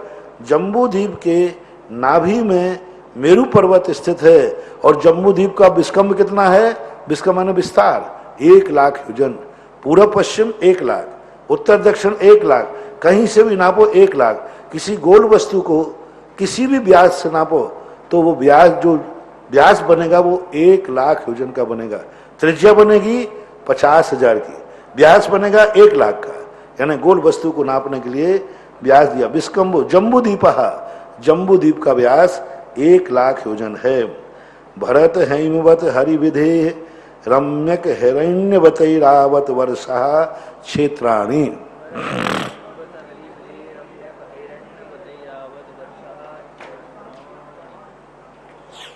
अब इस जम्बू द्वीप की विशेषता बता रहे हैं कि इसमें कितने क्षेत्र हैं। जम्बू द्वीप क्या एक ही अखंड है? तो उन्होंने कहा नहीं, इसके बंटवारा है। भरत, हेमवत, हरि, विदेह, रम्यक, हिरण्यवत और ऐरावत। अब यहाँ भी एक विशेषता दी है, वर्षा और क्षेत्राणि, ये दोनों पर्यायवाची नाम है। वर्ष कहो, वर्ष का अर्थ भी क्षेत्र है, और क्षेत्र भी कहो, सीधा कह देते हैं वर्षाणी। वर्षाणी शब्द कह देते भरतई ऐरावत वर्षाणी, ये 6 क्षेत्र हैं। लेकिन वर्ष शब्द को कहकर क्षेत्राणी शब्द किया, ये 2 बार कहने का रहस्य क्या है? क्यों कहना चाहते हैं ये? क्यों कहना चाहते? क्षेत्राणी शब्द से सब काफी था? नहीं, वर्ष और क्षेत्र में इसलिए है कि क्षेत्र जो है एक सीमावाचक शब्द है, वर्ष शब्द जो है एक पृथ्वीवाचक शब्द है। क्षेत्र आकाश भी क्षेत्र है, आकाश भी क्षेत्र है। क्षेत्र किसे कहते हैं? चंद्रमा का क्षेत्र है, लेकिन वो वर्ष नहीं हो सकता। क्षेत्र और वर्ष में बहुत अंतर है। क्षेत्र यानी स्थान विशेष। अब वो स्थान आकाश में भी हो सकता है, जल में भी हो सकता है। सिद्ध भगवान का सिद्ध क्षेत्र, लेकिन सिद्ध वर्ष नहीं कहोगे आप। समझना, मैंने जो चिंतन किया, कहीं मुझे टीका वर्ष और क्षेत्र का ये 2 शब्दों का प्रयोग क्यों किया, किसी भी टीकाकार ने इस संबंध में कोई व्याख्या, कोई संकेत नहीं दिया। सबने वर्ष और क्षेत्र को एकदम कह के, पर मेरी दृष्टि से हो सकता है सही या गलत क्या हो, जो चिंतन किया है वो बताने के लिए भाव आता है तो बता देता हूं।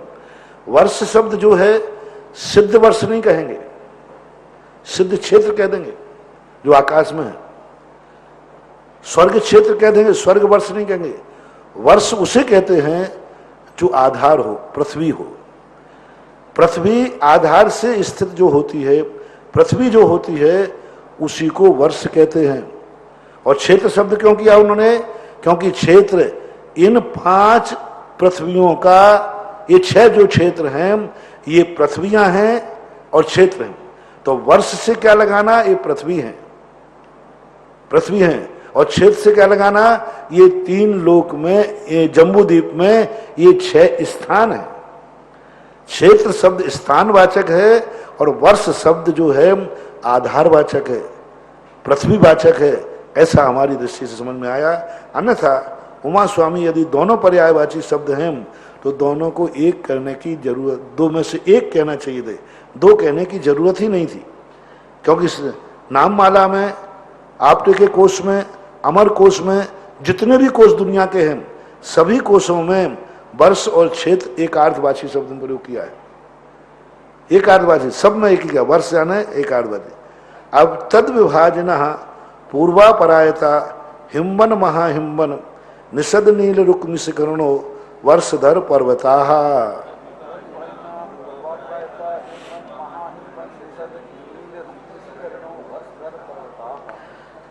इन 6 क्षेत्रों को कौन विभाजन करता है, किससे विभाजित होते हैं?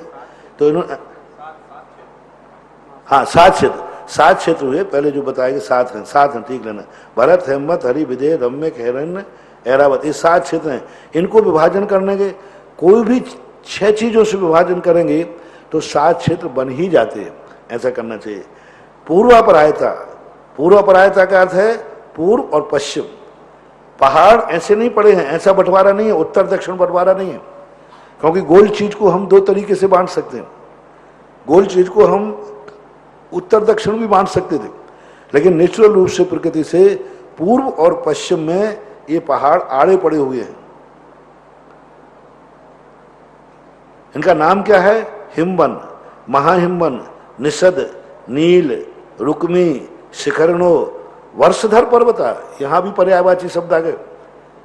वर्षधर का अर्थ ये क्षेत्र को धारण करने वाले, क्षेत्र को जो आधार बनाने वाले हैं।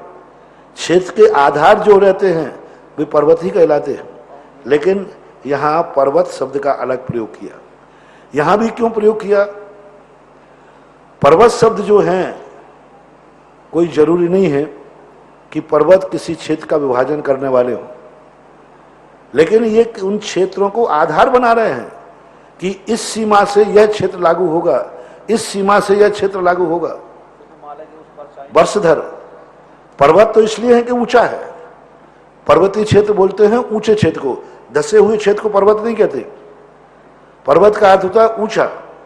तो ये पर्वत तो है ही, पर्वत तो बहुत सारे हैं, सब पर्वत है, लेकिन ये पर्वत सीमांकन नहीं कर रहे हैं, ये सीमा नहीं कर रहे हैं, इनको अलग से कोई विभाजन नहीं कर रहे हैं।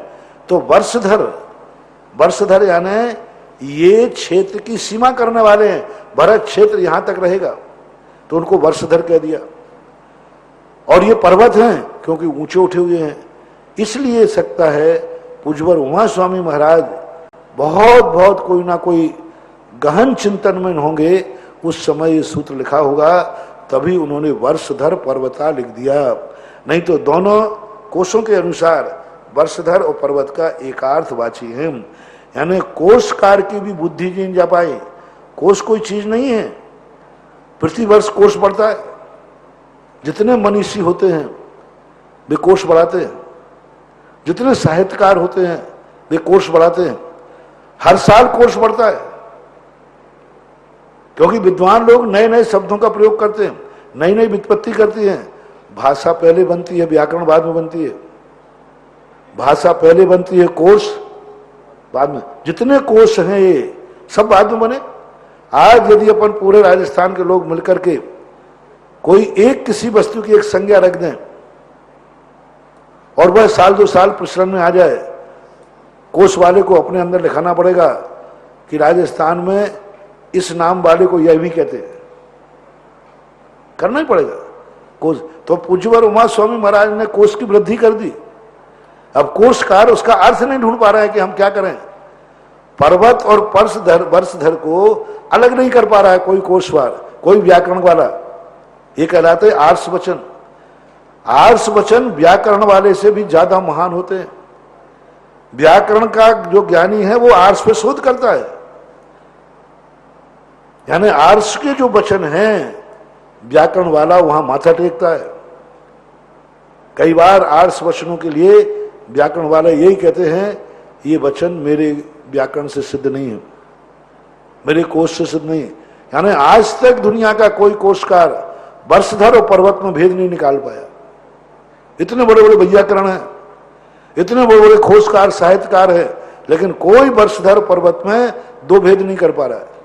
और पूज्यवर उमा स्वामी का बताना है कि वर्षधर और पर्वत में भेद है, क्योंकि ये सूत्र है।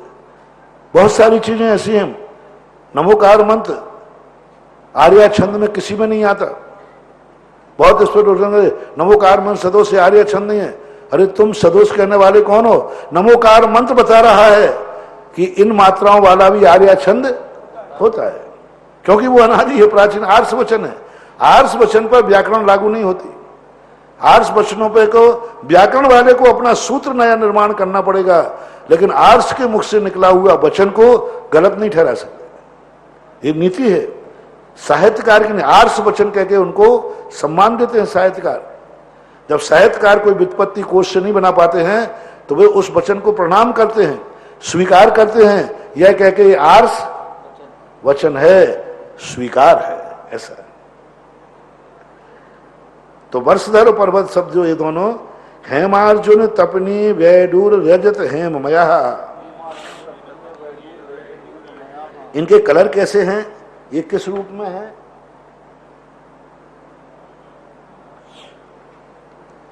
मय शब्द के संबंध में अनेक प्रकार के लोग कहते हैं। मयठ प्रत्यय जो है उस रूप में भी आता है और एक समान अर्थ में भी आता है। उस मय है यानी ओतप्रोत है, और मय यानी उसके समान है। ऐसे मयठ प्रत्यय दिया, हेम मया। मया शब्द जो है मयठ प्रत्यय से बना है, तो हेम, हेम आने बोलते हैं सोना। तो सोने के नहीं है, स्वर्ण कलर है। पूज्यवर पूज्यपाद स्वामी ने समान अर्थ में लिखा है, सोने का नहीं लिया। उन्होंने कहा कि स्वर्ण के समान है। जैसे अपन लोग कहते हैं कि भाई 16 भगवान स्वर्णमय है, तो कौन सा पत्थर लेना? जैसलमेर। अब जैसलमेर को अपन पीला है इसलिए स्वर्णमय कह देंगे, लेकिन वो सोने का नहीं है। इसी प्रकार अर्जुन, अर्जुन बोलते चांदी को, तपनी है। अब क्या है? तपा हुआ बैडूर नहीं, तपनी सोना, तो बैडूर नहीं, बैडूर अलग है। तपनी यानी तपा हुआ, बैडूर ठीक है। बैडूर मणि जो होती है वह बैडूर मणि के समान। बैडूर शब्द का मयूर कंठ भी ले सकते हैं, बैडूर कोई मणि है ऐसा लेना। रजत चांदी के समान। अब अर्जुन और चांदी दोनों एक अर्थ रूप हैं मया, तो ये इन्होंने देखो फिर कोष बढ़ा दिया अपने लिए। पहला जो है स्वर्णमय है, और वहां कह दिया हेम, दोनों एक नाम दे दिया। पहला स्वर्णमय है, स्वर्ण के समान है, और आखिरी जो ऐरावत के पास पड़ता है वो स्वर्णमान है। उसके बाद उस तरफ का सेकंड, इस तरफ का सेकंड चांदी के समान है दोनों। और ये रजत और ये तपनी, तो ये तपे हुए सोने के समान मानना चाहिए। और बैडूर जो है अपने आप में बैडूर है। मणि विचित्र पार्श्वा उपरि मूले चतुल्य विस्तारा।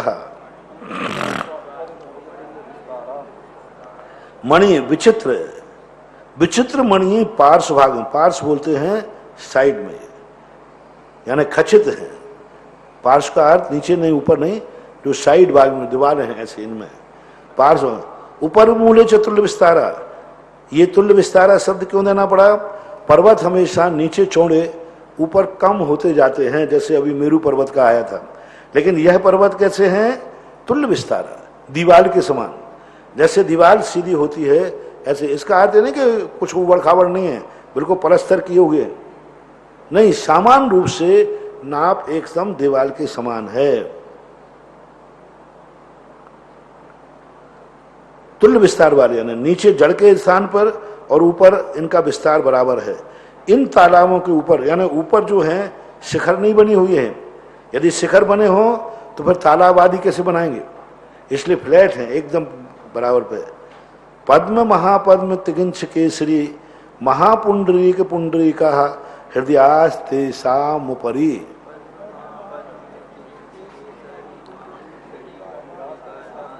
इन पर्वतों के ठीक मध्य में, चारों तरफ से मध्य लाना, मध्य में तालाब बने हुए हैं। पद्म नाम है, महापद्म है, तिगिंच है, केसरी है, महापुंडरीक है, पुंडरीक है। हृदय, हृदय ने तालाब, तेसाम ऊपरी, उनके ऊपर है। अब इन जो नाम दिए गए हैं ये नाम अनादि अनंत हैं, इनकी व्युत्पत्ति मत करना। इनकी व्युत्पत्ति नहीं होती कि पद्म क्यों है, महापद्म क्यों है, तिगिंच क्यों है, ऐसा कोई व्युत्पत्ति परक अर्थ इनका नहीं है। ये रूढ़ अर्थ है, ये संज्ञा अर्थ है। इनके ये नाम रखे गए हैं, अनादिकाल से हैं। कैसे हैं? इनकी विस्तार क्या है? प्रथमो योजन सहस्राया मस्तदर्थ विस्कंबो हृदय।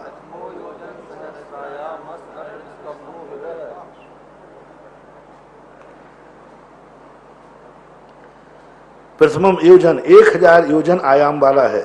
तद अर्ध विस्कंबो हृदय, यानी जो तालाब है 1000 ऐसा लंबा है। 1000 योजन कौन सी दिशा में है? पूरा पश्चिम। पूरा पश्चिम, क्योंकि पहाड़ भी कैसे पड़े हैं? पूरा पश्चिम पड़े। तो तालाब का जो आकार है 1000 योजन पूरा पश्चिम है और 500 योजन उत्तर दक्षिण मानना चाहिए, ऐसा मानना। 10 योजनावगाह। अब ये गहरे कितने हैं? 10 योजन गहरे हैं। 1 योजन 2000 कोस का है। ये 10वां छोटा मत लेना, क्योंकि पूज्यवर यतिवृष महाराज ने क्षेत्र पर्वत आदियों को नापने के लिए उन्होंने बड़े योजन का प्रयोग किया। तो 2000 कोस का है, तो 10 में 2000 का गुणा करेंगे तो कितना हो जाएगा? 10,000 में तो 2 लाख हो गया। कितना होगा? 10,000 में 10 में 2000 में 10 का गुणा करो, 20,000 कोस हो गया। तो 20,000 कोस गहरा है तालाब। अब इसका मील बनाओ, 20 दूनी 40,000 मील और 60,000 किलोमीटर गहरा है। थोड़ा मोड़ा मतलब 60,000 किलोमीटर। इतना तो कोई समुद्र नहीं वर्तमान है? समुद्र नहीं समुद्र तो है, क्योंकि 1-1 लाख योजन गहरे विवर हैं। हाँ वर्तमान नहीं, लेकिन विवर जो हमारे यहाँ 1 लाख यानी 60,000 योजन गहरा है। लेकिन चिंता मत करना, ये तो ये जमीन के अंदर नहीं गए हैं। पहाड़ भी कितने ऊंचे ऊंचे हैं, किलोमीटर है। 60,000 किलोमीटर गहरे हैं। तो ये अभी पहाड़ में ही है, नीचे मत समझना मेरू के नीचे चला गया, जमीन के नीचे चला गया। पहाड़ की ऊंचाई कितनी है, उन ऊंचाइयों को देखो तो उस ऊंचाई के सामने कुछ भी नहीं है। ऐसा तन योजन मध्य पुष्करम,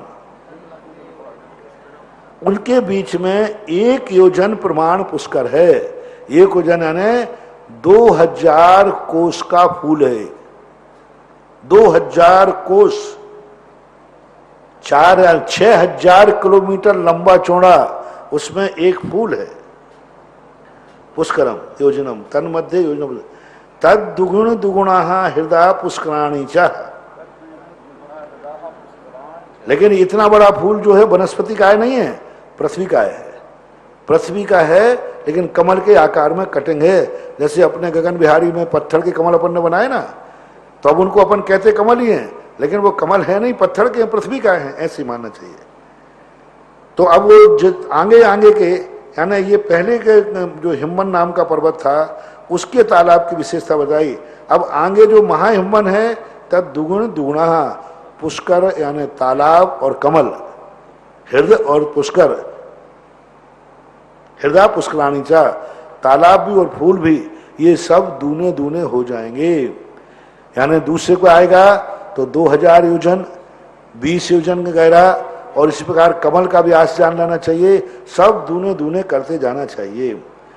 तन्निवासन्यो देव्यः श्रीहृदि धृति कीर्ति बुद्धि लक्ष्म्यः पल्योपम स्थितयः ससामानिक परिसत्यकः।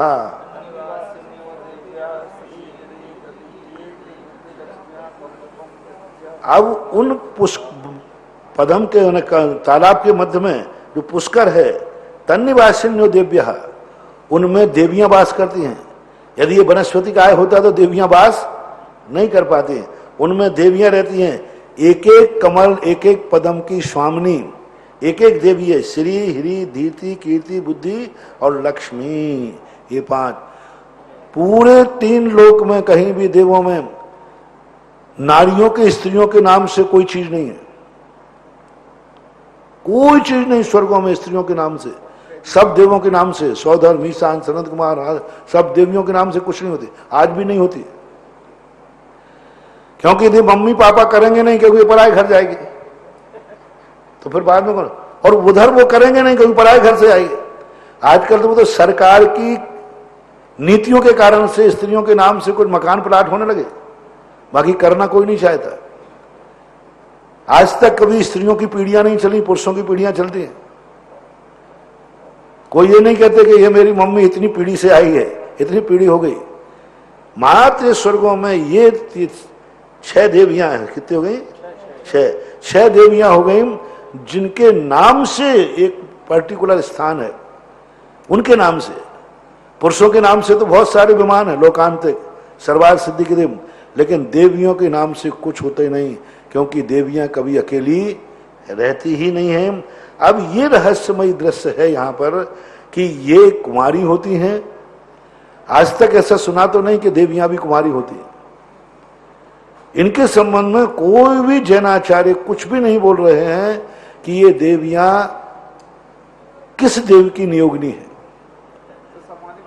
नहीं, अभी बता रहा हूं उसको। ये नहीं, सामानिक परिसत्य कहा, तो ये सामानिक और परिषद नाम के देवों के से बेष्टित हैं। ये उस विमान में नहीं रहते, उस महल में नहीं रहते। ये जो परिवार जो और कमल हैं, उनमें रहते हैं इनकी सुरक्षा के लिए। ये इनके वैभव हैं, ये इनका परिकर है, इनके पति नहीं है, देव नहीं है। उस कमल में जो देवी का विमान है, श्री हरि धीति आदि, उस श्री के साथ नहीं रहता ये देव। ना सामानिक रहता है ना परिषद रहता है। स्पष्ट सभी शास्त्रों में सब आचार्य एक मत है कि मध्य में श्री नाम का एक उदाहरण देता हूं, श्री देवी का नाम का महल है, उसमें श्री देवी ही रहेगी, कोई देव उसके महल में नहीं रहते।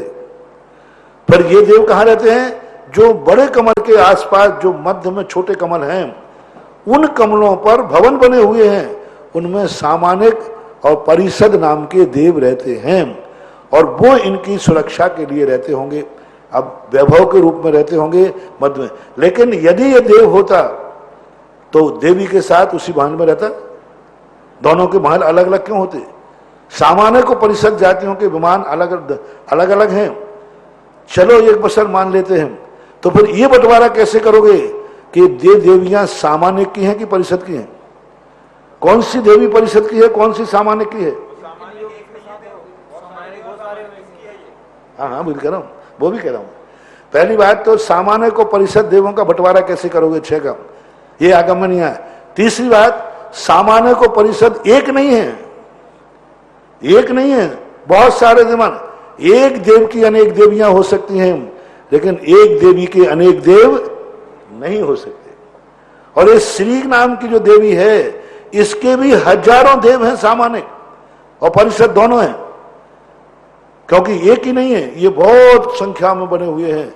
इसलिए ये सामान्य को परिषद नाम की देवी के, मतलब ये देवी उनकी पत्नी नहीं है, देवी नहीं है, नियोगिनी नहीं है। ये बहुत बड़े रहस्य की बात है। इतना बड़ा विषय क्यों आचार्यों से छूटा है कि श्री हिरी धीरति कीर्ति बुद्धि लक्ष्म्या, इनका परिचय क्यों नहीं दिया जा रहा है? और मध्यलोक में थे, मध्यलोक की देवियां हैं। एक शब्द ले लेते कि यह बिल्कुल जैसे लोकांतिक देव ब्रह्मचारी होते हैं, ऐसी ये देवियां भी ब्रह्मचारिणी होती हैं, ऐसा भी उल्लेख नहीं मिला। तो ये बड़ी विचारनीय बात है। कितनी स्थितियां इनकी होती हैं? पल्योपम स्थिति, एक पल्योपम की उम्र वाले होते हैं। गंगा सिंधु रोहित रोहितास्या हरद्धरिकांता सीता सीतोदा नारी नरकांता सुवर्ण रूपकूला रक्ता रक्तोदा सरितस्तन्न मध्यगा।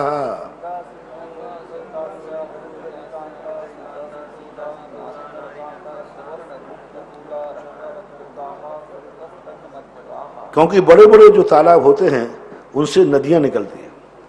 भारत में एक ही तालाब है जिससे बहुत बड़ी नदी निकलती है, जिसका नाम है भोपाल का तालाब। भोपाल के तालाब से बेतवा नदी निकलती है।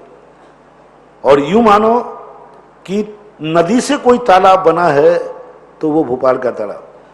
उस तालाब से पीछे से एक नदी आती है। पहले वह नदी तालाब का रूप धारण करती है और तालाब का रूप धारण करके फिर नदी निकलती है। भारी नदी है बेतवा नदी, और भोपाल के तालाब से निकलती है। हाँ, 12 मासी, इसलिए कहते हैं ताल है भोपाल का और है तलई है, आगे का हम बोल नहीं रहे। गंगा से और है गड़ई है।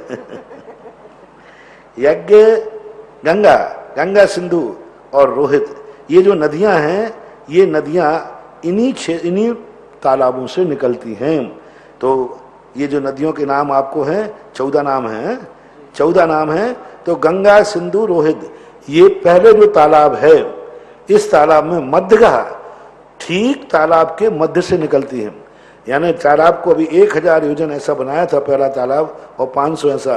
तो इस तरफ का पूरब पश्चिम की जो रेखा अब है, उसका मध्य कर लीजिए। मध्य में से, ठीक मध्य में से निकलेगी, कोने से नहीं निकलेगी। जैसे मान लो ये तालाब है अपना, तो बिल्कुल ठीक इसके मध्य से निकलेगी। तो गंगा नदी जो निकली है, किस तरफ से निकली? तालाब के पूर्वी द्वार से निकली। सिंधु नदी कहाँ से निकली है? पश्चिम द्वार से, वहां भी बद्दी। और तीसरी नदी जो निकली है वो उत्तर द्वार से निकली है। 2 नदियां पहले जाकर के पहाड़ के ऊपर कुछ योजन तक, 500 योजन तक लगभग, ये अपनी अपनी दिशा में बहती है। और अपनी अपनी दिशा बैठने के बाद 500 योजन के बाद ये एक मोड़ लेती है। तो 526 या 523 योजन के बाद जाकर के, क्योंकि मध्य क्षेत्र है ना, इसका जो पर्वत की चौड़ाई है, तो जो मध्य का स्थान है उसको पार करेगी कि नहीं? तो 500 कुछ ऐसा है, तो ऐसे आकर मुड़ेगी और दक्षिण की तरफ, गंगा सिंधु नदी दक्षिण की तरफ मुड़ती हम। पहले पूरब पश्चिम जाएंगे, फिर दक्षिण की तरफ मुड़ेंगी और जाकर के दक्षिण लमुड़ समुद्र में भरत क्षेत्र का विभाजन करते हुए विजयार पर्वत की गुफाओं में से होती हुई और जाकर के लवण समुद्र में गिर जाती। इस तालाब की दो नदियां कर्म भूमि में आ गई, गंगा सिंधु। एक नदी इसी तालाब की भोग भूमि में चली जाती है, क्योंकि जो आगे हिमवन पर्वत के बाद जो क्षेत्र आएगा हेमवत क्षेत्र, वहां जाकर के उसमें जाएगी, वो उत्तर दिशा की तरफ जाएगी, तो सीधी उत्तर तरफ जाएगी। और जो हेमवत क्षेत्र, पहला क्षेत्र कौन सा था? हाँ, हेमवत क्षेत्र में हर क्षेत्र के मध्य में एक नाभिगिरी है। हर क्षेत्र के मध्य में जितने क्षेत्र हैं उनके मध्य में एक नाभिगिरी है। नाभिगिरी का अर्थ हो गया कि जो क्षेत्र है उसके बीच में एक पहाड़ खड़ा हुआ है, जिसकी ऊंचाई 84,000 योजन होती है। मैं जड़ के विस्तार से आप त्रिलोक शास्त्र त्रिलोक प्रणति में देख लेना, 84,000। इसके यहाँ पर ये सब गोल होते हैं। ऐसा एक भी क्षेत्र, जैसे अपने यहाँ मेरू पर्वत है, ऐसा ही हर क्षेत्र के अंदर एक नाभि कहलाता है, नाभिगिरी। और नाभिगिरी को उत्तर दिशा में जो अपनी रोहिद्रा नदी जाएगी, वो सीधी उत्तर की तरफ जाएगी और फिर एक मोड़ लेगी ऐसा, और मोड़ लेकर के और जाकर के पूर्व दिशा की तरफ चली जाएगी। और दूसरी नदी उस तरफ से आएगी, उस पहाड़ से आएगी। ऐसे बीच के जो पहाड़ हैं 4, 2 पहाड़ को छोड़ दीजिए, पहाड़ कितने हैं? 6। पहले पहाड़ से 3 नदियां, आखिरी पहाड़ जो ऐरावत में है उससे 3 नदियां निकलती हैं, और बीच के जो 4 पहाड़ हैं इनमें से 2-2 नदियां निकलती हैं। 2-2 नदियां कैसे निकलती हैं? एक उत्तर और एक दक्षिण। 4 पहाड़ों की जो नदियां हैं दूसरी नदी के बाद, तो दूसरा जो क्षेत्र है हरि क्षेत्र की जो नदी निकलेगी, कौन सी नदी आ गई? हाँ, हरिद और हरिकांता। हरिद, तो ये हरि जो जब पहली नदी तो रोहित नदी जो थी वह है, एक नदी इधर की चली गई जो हिमवन पर्वत के तालाब से थे, और रोहितास्या जो आई उस तरफ जो दूसरा नाम का पर्वत था, हरि नाम का पर्वत, उसमें से एक दक्षिण द्वार से निकल करके और हरि पर्वत में बहेगी, वो रोहितास्या नदी है।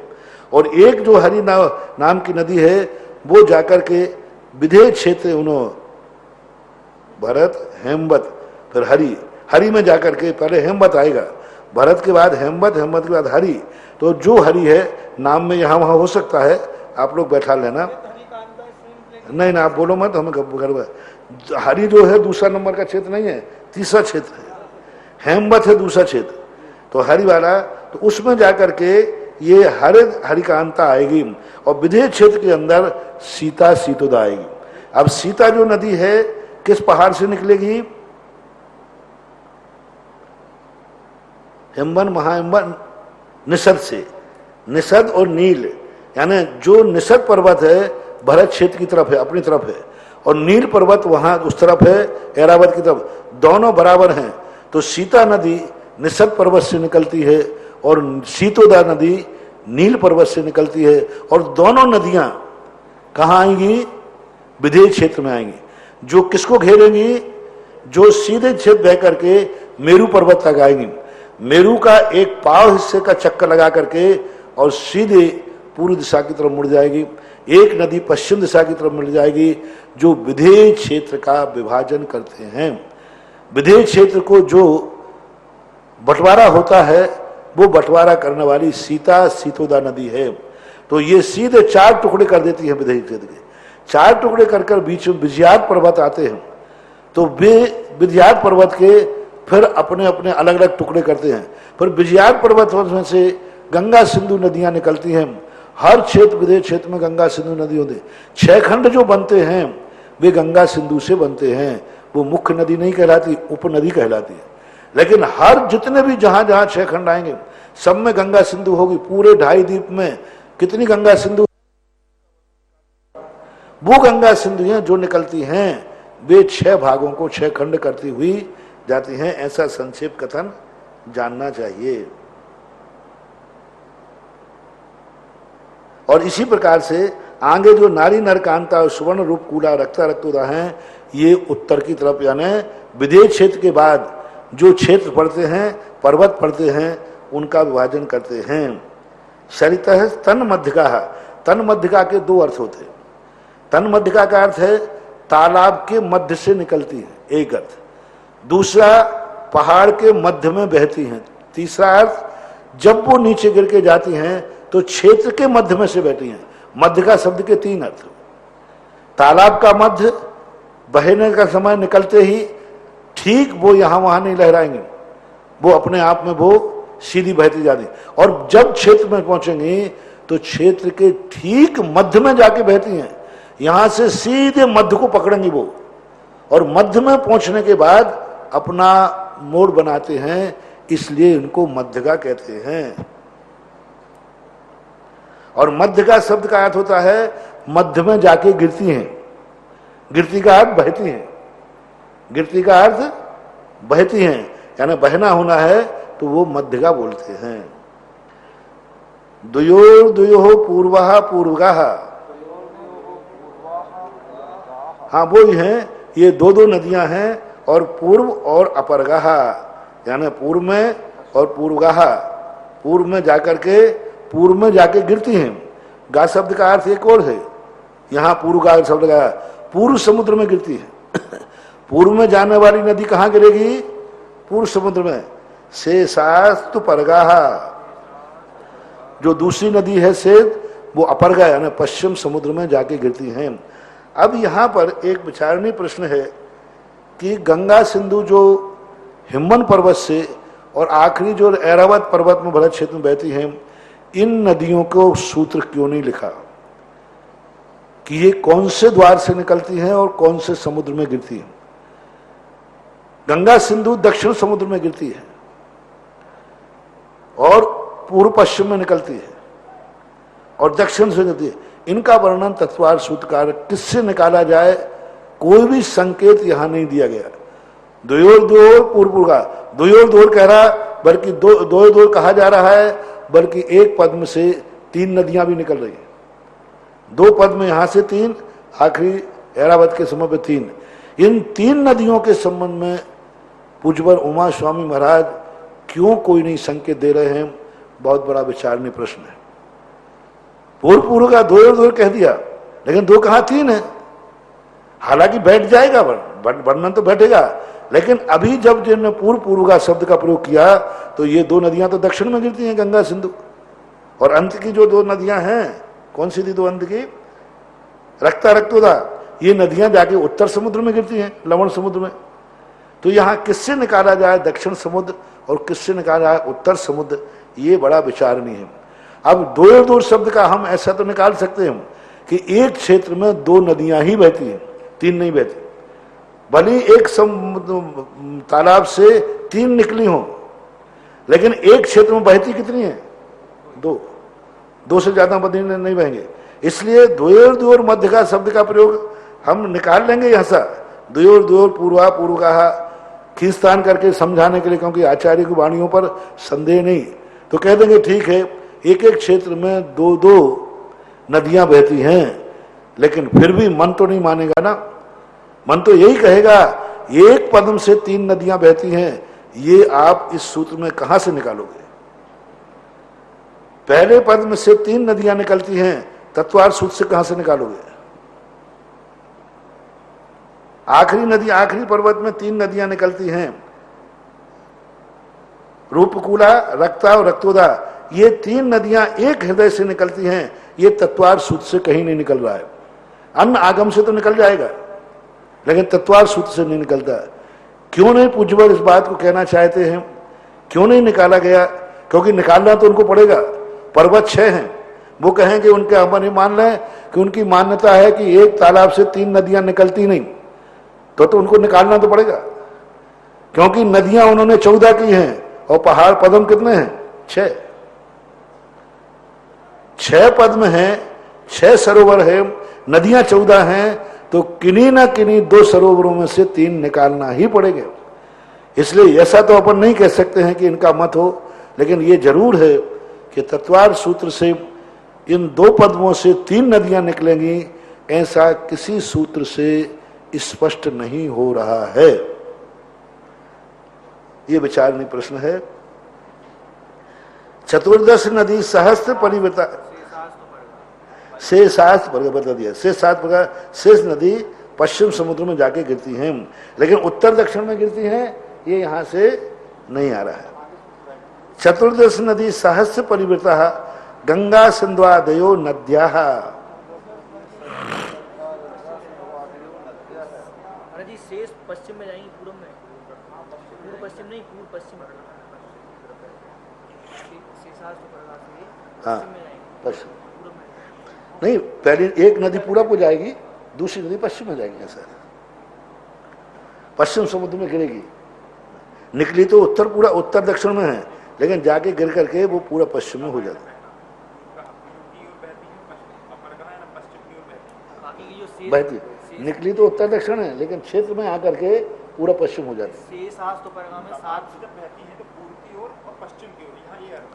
नहीं, तालाब से जो नदियां बहती हैं, जो मैंने पहले इसलिए बता दिया था, मध्य के 4 पहाड़ों की नदियां पूर्व उत्तर द्वार और दक्षिण द्वार से निकलती हैं, और पूर्व द्वार उत्तर द्वार से निकली हुई नदी सीधी उत्तर दिशा की तरफ जाएगी, उस क्षेत्र के मध्य तक, नाभिगिरी तक, फिर जाकर के उत्तर दिशा वाली नदी पूरब की तरफ मुड़ जाएगी, और जो उधर से दक्षिण की तरफ द्वार से निकल के आई है वो पश्चिम की तरफ से बह जाएगी। कोई भी नदी तालाब से निकल करके गंगा सिंधु रक्ता रक्तोदा को छोड़ करके कोई भी नदी पूरा पश्चिम नहीं निकलती है, पहाड़ पर नहीं बहती है, आधे क्षेत्र पर अपनी दिशा में बहती है। शेष नदियां, ये 6 नदियों को छोड़ करके बाकी सारी नदियां सीधी बहती हैं, ये समुद्र में जाके गिरती हैं। पूरब और पश्चिम जो है ये गिरने की अपेक्षा है, बहने की अपेक्षा नहीं। बहने की अपेक्षा यदि लेना है तो क्षेत्र की अपेक्षा लो। जब ये क्षेत्र के मध्य में पहुंचती हैं तो पूरब पश्चिम बहती हैं, लेकिन जब वो हृदय से निकलती हैं तब वो नियम से हजारों योजन तक अपनी ठीक उत्तर दिशा में जाएंगी और दक्षिण दिशा में जाएंगी। यानी पहाड़ के ऊपर तो दक्षिण उत्तर दिशा है 6 नदियों को छोड़कर, गंगा सिंधु की पहाड़ के ऊपर पूरा पश्चिम है, फिर मोड़ उनका दक्षिण की तरफ हो जाता है। लेकिन शेष जो नदियां हैं वे नदियां अपने कोई भी पूरा पश्चिम न तालाब से नहीं निकलती, कोई भी पूरा पश्चिम पहाड़ पर नहीं बहती, सब उत्तर दक्षिण पर पहाड़ पर बहती हैं, उत्तर दक्षिण आधे क्षेत्र में बहती हैं। जब क्षेत्र के मध्य में पहुंचती हैं तो पूरा पश्चिम होकर पूरा पश्चिम में गिरती हैं, ऐसा जानना चाहिए। चतुर्दश नदी सहस्र परिवृता गंगा सिंधुआदयो नद्या। 14,000 नदियों से परिवृता गंगा, परिवृता है ना, उससे घिरी हुई नहीं, ऐसे घिरी हुई मत मानना। परिवृत का अर्थ होता है उनके जुड़ी हुई, परिवृत यानी उनसे जुड़ी हुई है। गंगा सिंधुआदयो नद्या भरत 6 योजन 7 विस्तारा 6 भागा योजनस्य।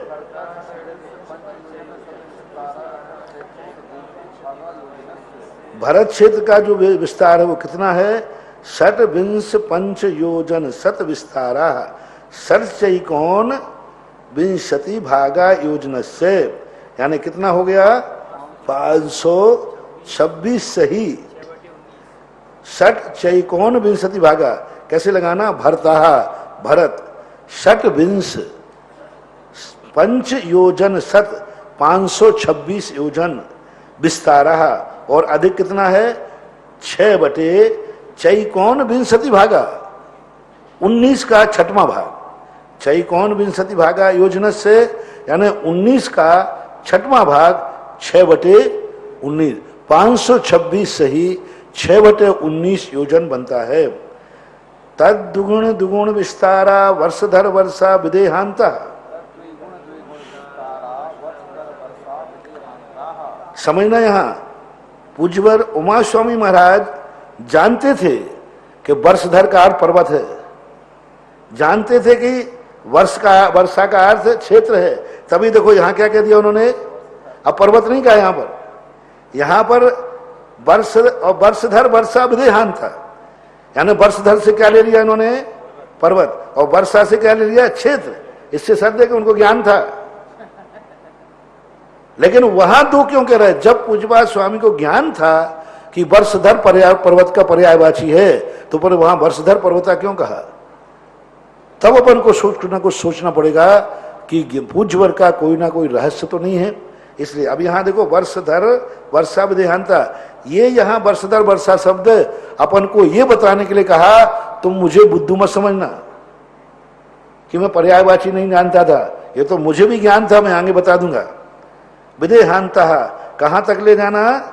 तद दुगुण दुगुणा, यानी क्षेत्रों का विस्तार, नदियों का विस्तार, जो भी हैं ये सब दूने दूने करते जाना आगे जाकर के विदेहांता, क्योंकि विधेय के बाद हमेशा फिर उल्टा चलेगा। उत्तरा दक्षिण तुल्या, कोई भी गोल चीज को अपन जब मध्य में जाएंगे तो मध्य की एक रेखा के बाद नीचे घटते हुए आएंगे, ऊपर भी घटते हुए जाएंगे, क्योंकि गोल चीज हमेशा जब घटेगी तो घटाएगी ही घटाएगी, तभी उसका गोल बनता है। भरतैरावत योर वृद्धिरासौ षट समयाभ्या मुस्सर्पण्य वस्सर्पणीभ्याम।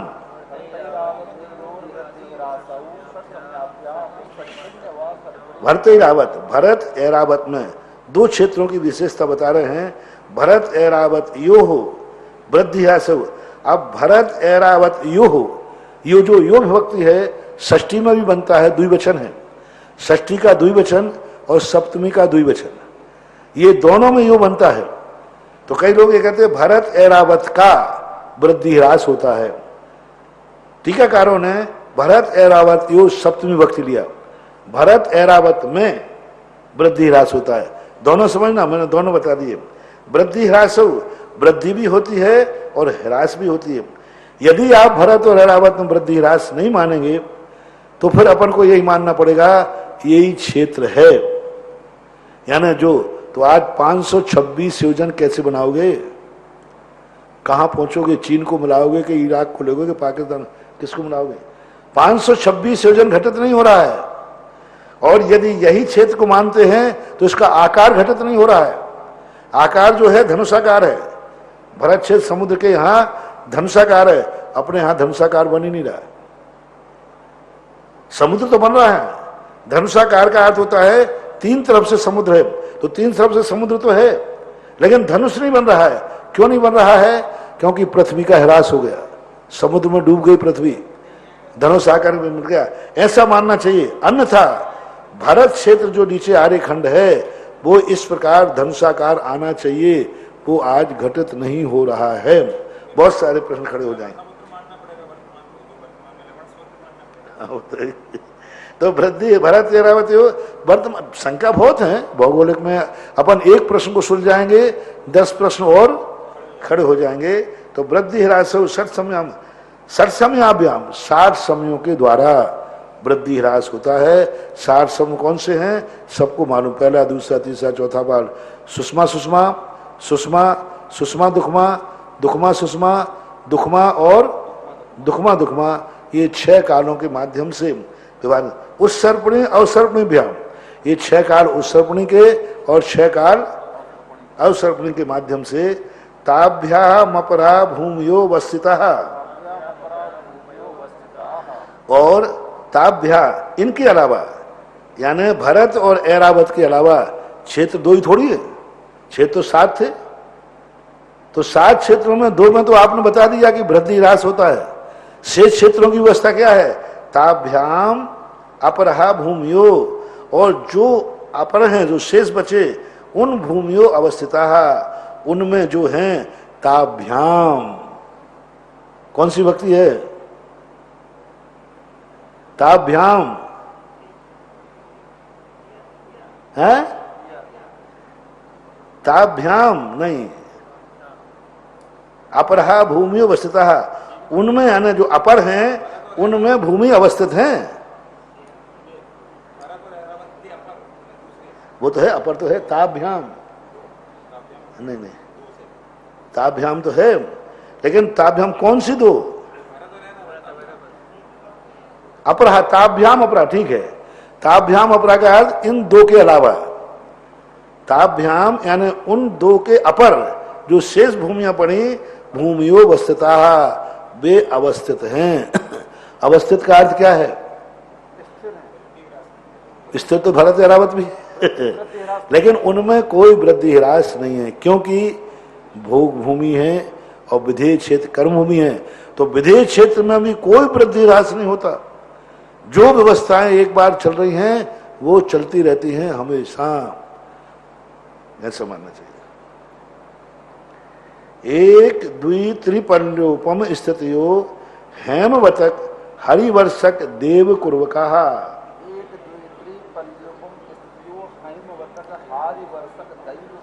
अब इनमें जो क्षेत्र भरत ऐरावत को छोड़ करके जो हेमवत क्षेत्र है वहां जघन भोग भूमि है। तो वहां पर एक पल्ल की आयु वाले त्रियंच और मनुष्य रहते हैं। मनुष्य भी हैं वहां, त्रियंच भी हैं। उनकी आयु कितने हैं? एक पल्ल। और दूसरा जो है हरि है, भरत छूट गया है पहले से, उनका दो पल्ल है। और हेमवत हरिवर्षक देवकुरु कहा, और देवकुरु है। क्षेत्र तो दो ही आएंगे ना, हेमवत आएगा और हरि आएगा। ये हरि में मध्यम भोग भूमि है, 2 पल्ल की आयु। और 3 पल्ल की आयु कहां बनेगी? देव कुरु कहा। यहां से लेकर के जो दक्षिण की तरफ मेरू पर्वत के गजदंत के बीच में है वो देव कुरु कहलाता है। वहां की आयु 3 पल्ल की है, उत्कृष्ट भोग भूमि है।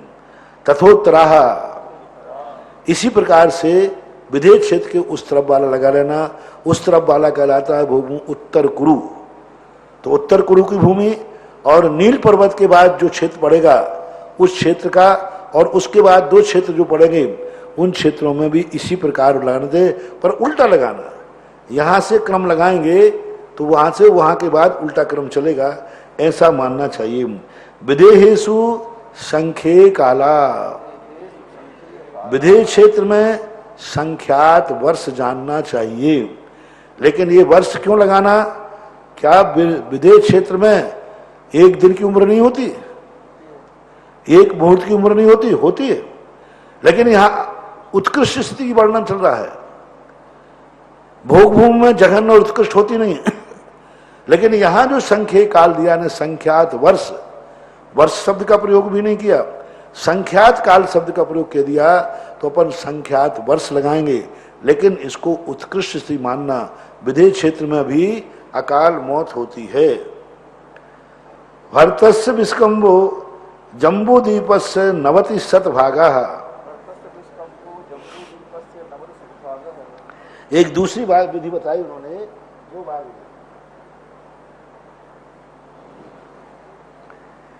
526 सही 6/19 ये बता दिया था। ये एक विधि और बता दी निकालने की विधि, कि पूरा जो भरत का जो विस्कंभ है, भरतस्य विस्कंभो, पूरे भरत क्षेत्र का जो विस्कंभ है, जम्बूद्वीपस्य 90 शतभागा, 190वां भाग है।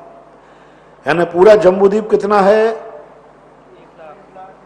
1 लाख योजन, 1 लाख योजन का 190वां भाग, यानी 1 लाख योजन के 190 भाग करेंगे तो वही 526 सही 6/19 आ जाएगा। ये 2 विधि हैं, 526 कहो अथवा जम्बूद्वीप का 190वां भाग कहो, दोनों एक ही बात मानना चाहिए। द्विधात की खंडे, तो दूसरा जो 6 धात की खंड है वह कैसा है? दूसरा द्वीप बना रहा धात की खंड। पुष्करार्धे च, और जो पुष्करार्ध है वो भी दूना दूना, यानी धात की खंड जो है इस जम्बूद्वीप से कितना है? 4 गुना। लवण समुद्र आ गया ना, जम्बूद्वीप से दूना क्या है? लवण समुद्र। लवण समुद्र से दूना है धात की खंड, और पुष्कर द्वीप दूना नहीं है। जितना धात की खंड है उससे दूना, धात की खंड से दूना कितना है? कालोदधी। कालोदधी से दूना कितना? पुष्करार्ध। लेकिन जब अपन उसका करेंगे तो वह इतनी बराबर बैठ जाता है पुष्करार्ध। प्रांग मानसोत्रान मनुष्या, मानसोत्तर पर्वत जो है पुष्करार्ध के बीच में पड़ा हुआ है, और उसके बाद प्रांग यानी उसके पहले पहले मानसोत्तर मनुष्या। क्या मानसोत्तर पर्वत के मध्य तक कोई व्यक्ति जा सकता है? मनुष्य कह नहीं सकते, क्योंकि प्राग शब्द बता रहा है। यानी कोई मनुष्य मानसोत्तर पर्वत के ऊपर चढ़ जाए, आखिरी तक वहां तक झांक के आ जाए,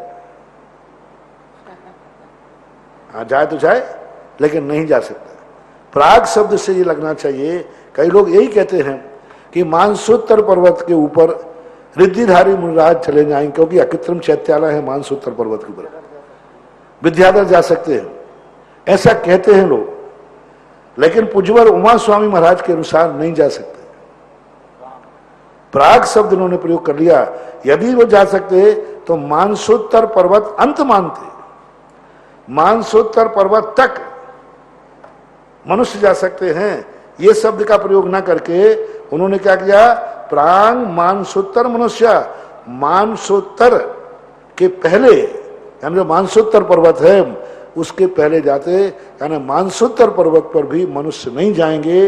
इन प्रांग शब्द से ऐसा अर्थ प्रतीति में आता है। ऐसा अब कई लोग ये भी कहते हैं कि 45 लाख योजन जो है मानसोत्तर पर्वत 45 लाख में आना चाहिए, नहीं आएगा। मानसोत्तर पर्वत का मध्य 45 लाख में आना चाहिए, नहीं आएगा, क्योंकि वो 45 लाख योजन मानसोत्तर पर्वत के अंदर का भाग है। मानसोत्तर पर्वत इसमें आएगा ही नहीं, कर्म भूमि में नहीं आएगा वो, वहां मनुष्य जा ही नहीं सकते, मनुष्य है ही नहीं। वहां यदि होंगे तो भोग भूमि के त्रियंच आदि जाना चाहिए, ऐसा इस शब्द से मैंने सोचा है।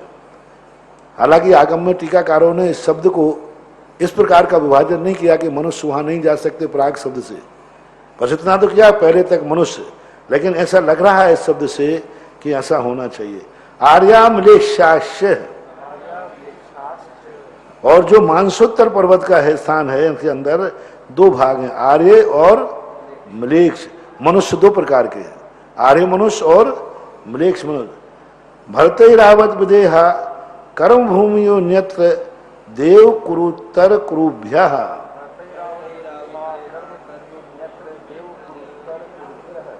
भरत, ऐरावत और विदेह क्षेत्र में कर्म भूमियां मानना चाहिए, और अन्यत्र क्या मानना चाहिए, अन्यत्र और देवकुरु उत्तर कुरुभ्यः, साथ में देवकुरु उत्तर कुरु ले लेना, और अन्य जो 4 क्षेत्र हैं उनमें क्या मानना चाहिए, भोग भूमि मानना चाहिए। भरत ऐरावत्यो कर्म भूमियो अन्यत्र देवकुरु उत्तर कुरुभ्यः। भोग भूमि शब्द नहीं दिया है, नहीं, देवकुरु उत्तर कुरु भोग भूमि है, अन्यत्र, अन्यत्र यानी वो, और देवकुरु उत्तर कुरु मध्य वाले ये भोग भूमि है। लेकिन भोग में तो इसलिए रुक रहा हूं कि इन्होंने कर्म भूमि शब्द का प्रयोग किया, भोग भूमि शब्द का प्रयोग नहीं कर रहे हैं। क्यों नहीं कर रहे, देवकुरु उत्तर कुरु तो कह रहे हैं, मध्य के स्थान को भोग भूमि का शब्द का प्रयोग नहीं कर रहे कि ये भोग भूमियां हैं, ऐसा शब्द प्रयोग नहीं किया। ये इसलिए हम छेड़ना चाहते हैं, क्यों नहीं किया, जिससे अपन कुछ चिंतन कर सकें। जब कर्म भूमि कह रहे थे तो अन्यत्र भोग भूमि कह देते, अन्यत्र भोग भूमि, बस एक शब्द काफी था। लेकिन उन्होंने भोग भूमि शब्द का प्रयोग क्यों नहीं किया। और पूरे तत्वार्थ सूत्र में यहाँ पर भी, अभी जब इन्होंने बीच में भी देवकुरु उत्तर कुरु आया था, वहां भी जाकर के उन्होंने भोग भूमि शब्द का प्रयोग नहीं किया। यानी इस सूत्र में कर्म भूमि की व्यवस्था बना रहे हैं, आर्यों की व्यवस्था बना रहे हैं, मलेक्षियों की व्यवस्था बना रहे हैं, लेकिन भोग भूमि शब्द सा प्रयोग क्यों है। अन्यत्र शब्द ले लिया, वो दो ही तो अन्यत्र देवकुरु उत्तर कुरु, क्या कर्म भूमि और भोग भूमि देवकुरु उत्तर कुरु तो क्षेत्र के नाम है, वही रहती है। उसको क्या बोलते हैं, कर्म भूमि का नाम ले दिया ना, भोग भूमि है। हम क्या जाना, हम तो कहते सुभोग भूमि है। शब्द का प्रयोग नहीं कर रहे। क्यों नहीं कर रहे हैं, ये कुछ ना कुछ सोचने के लिए हमें मजबूर होना पड़ता है, क्योंकि महान आचार्य कोई चीज नहीं कहते हैं तो क्यों। भोग भूमि शब्द कहने में क्या परहेज है, क्यों नहीं है, कहना चाहिए। हाँ, पहले कहीं कह दिया होता तो हम वहां से लेकर के 4 शब्द से आ जाते, लेकिन ऐसा कुछ नहीं। निरिस्थिति परावरे तिलपल्लोक मांतर मुहूर्ते। निरी यानी मनुष्य, स्थिति पर और अवरे, पर यानी श्रेष्ठ, अवर यानी जघन, त्रिपल्लोपम उत्कृष्ट है, और अंतर मुहूर्त क्या है, जघन।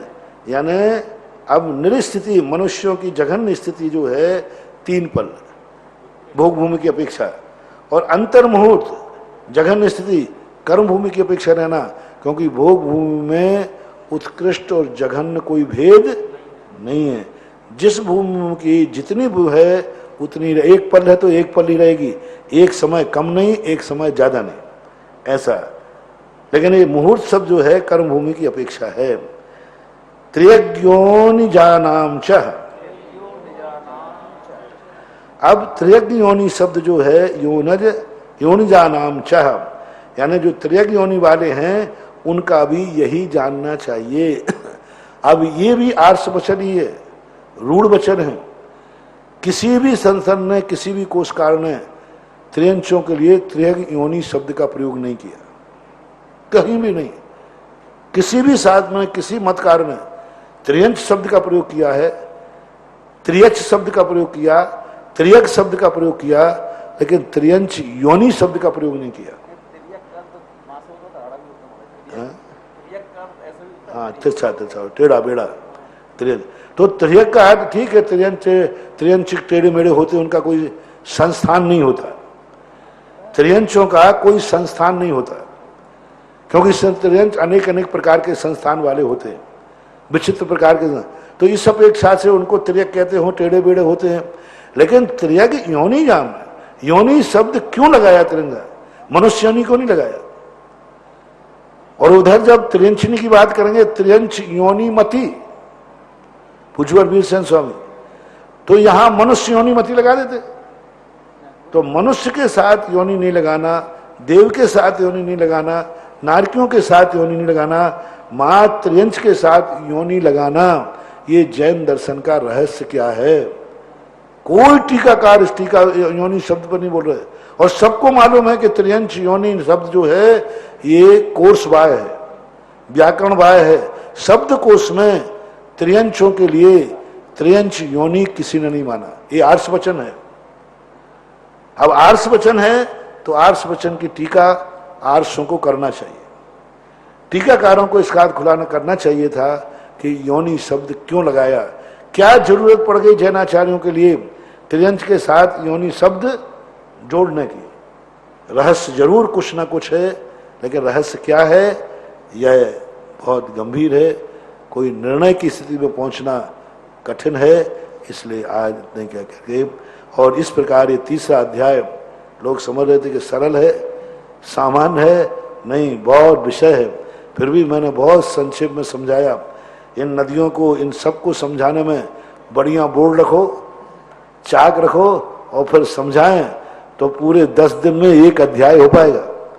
लेकिन ऐसा समझ में आ जाएगा कि 3 लोक की सारी व्यवस्था जब भी तुम ध्यान करोगे आंख बंद करके सब झलकने लग जाएगा।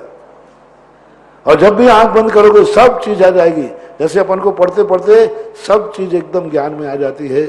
इस प्रकार से ये तीसरा अध्याय जो अधोलोक का और मध्यलोक का वर्णन करने वाला है आज अपन ने किया। जिनवाणी के ज्ञान ते सूजय लोकालोक, सो वाणी मस्तक धरू सदा देत हूँ दोक।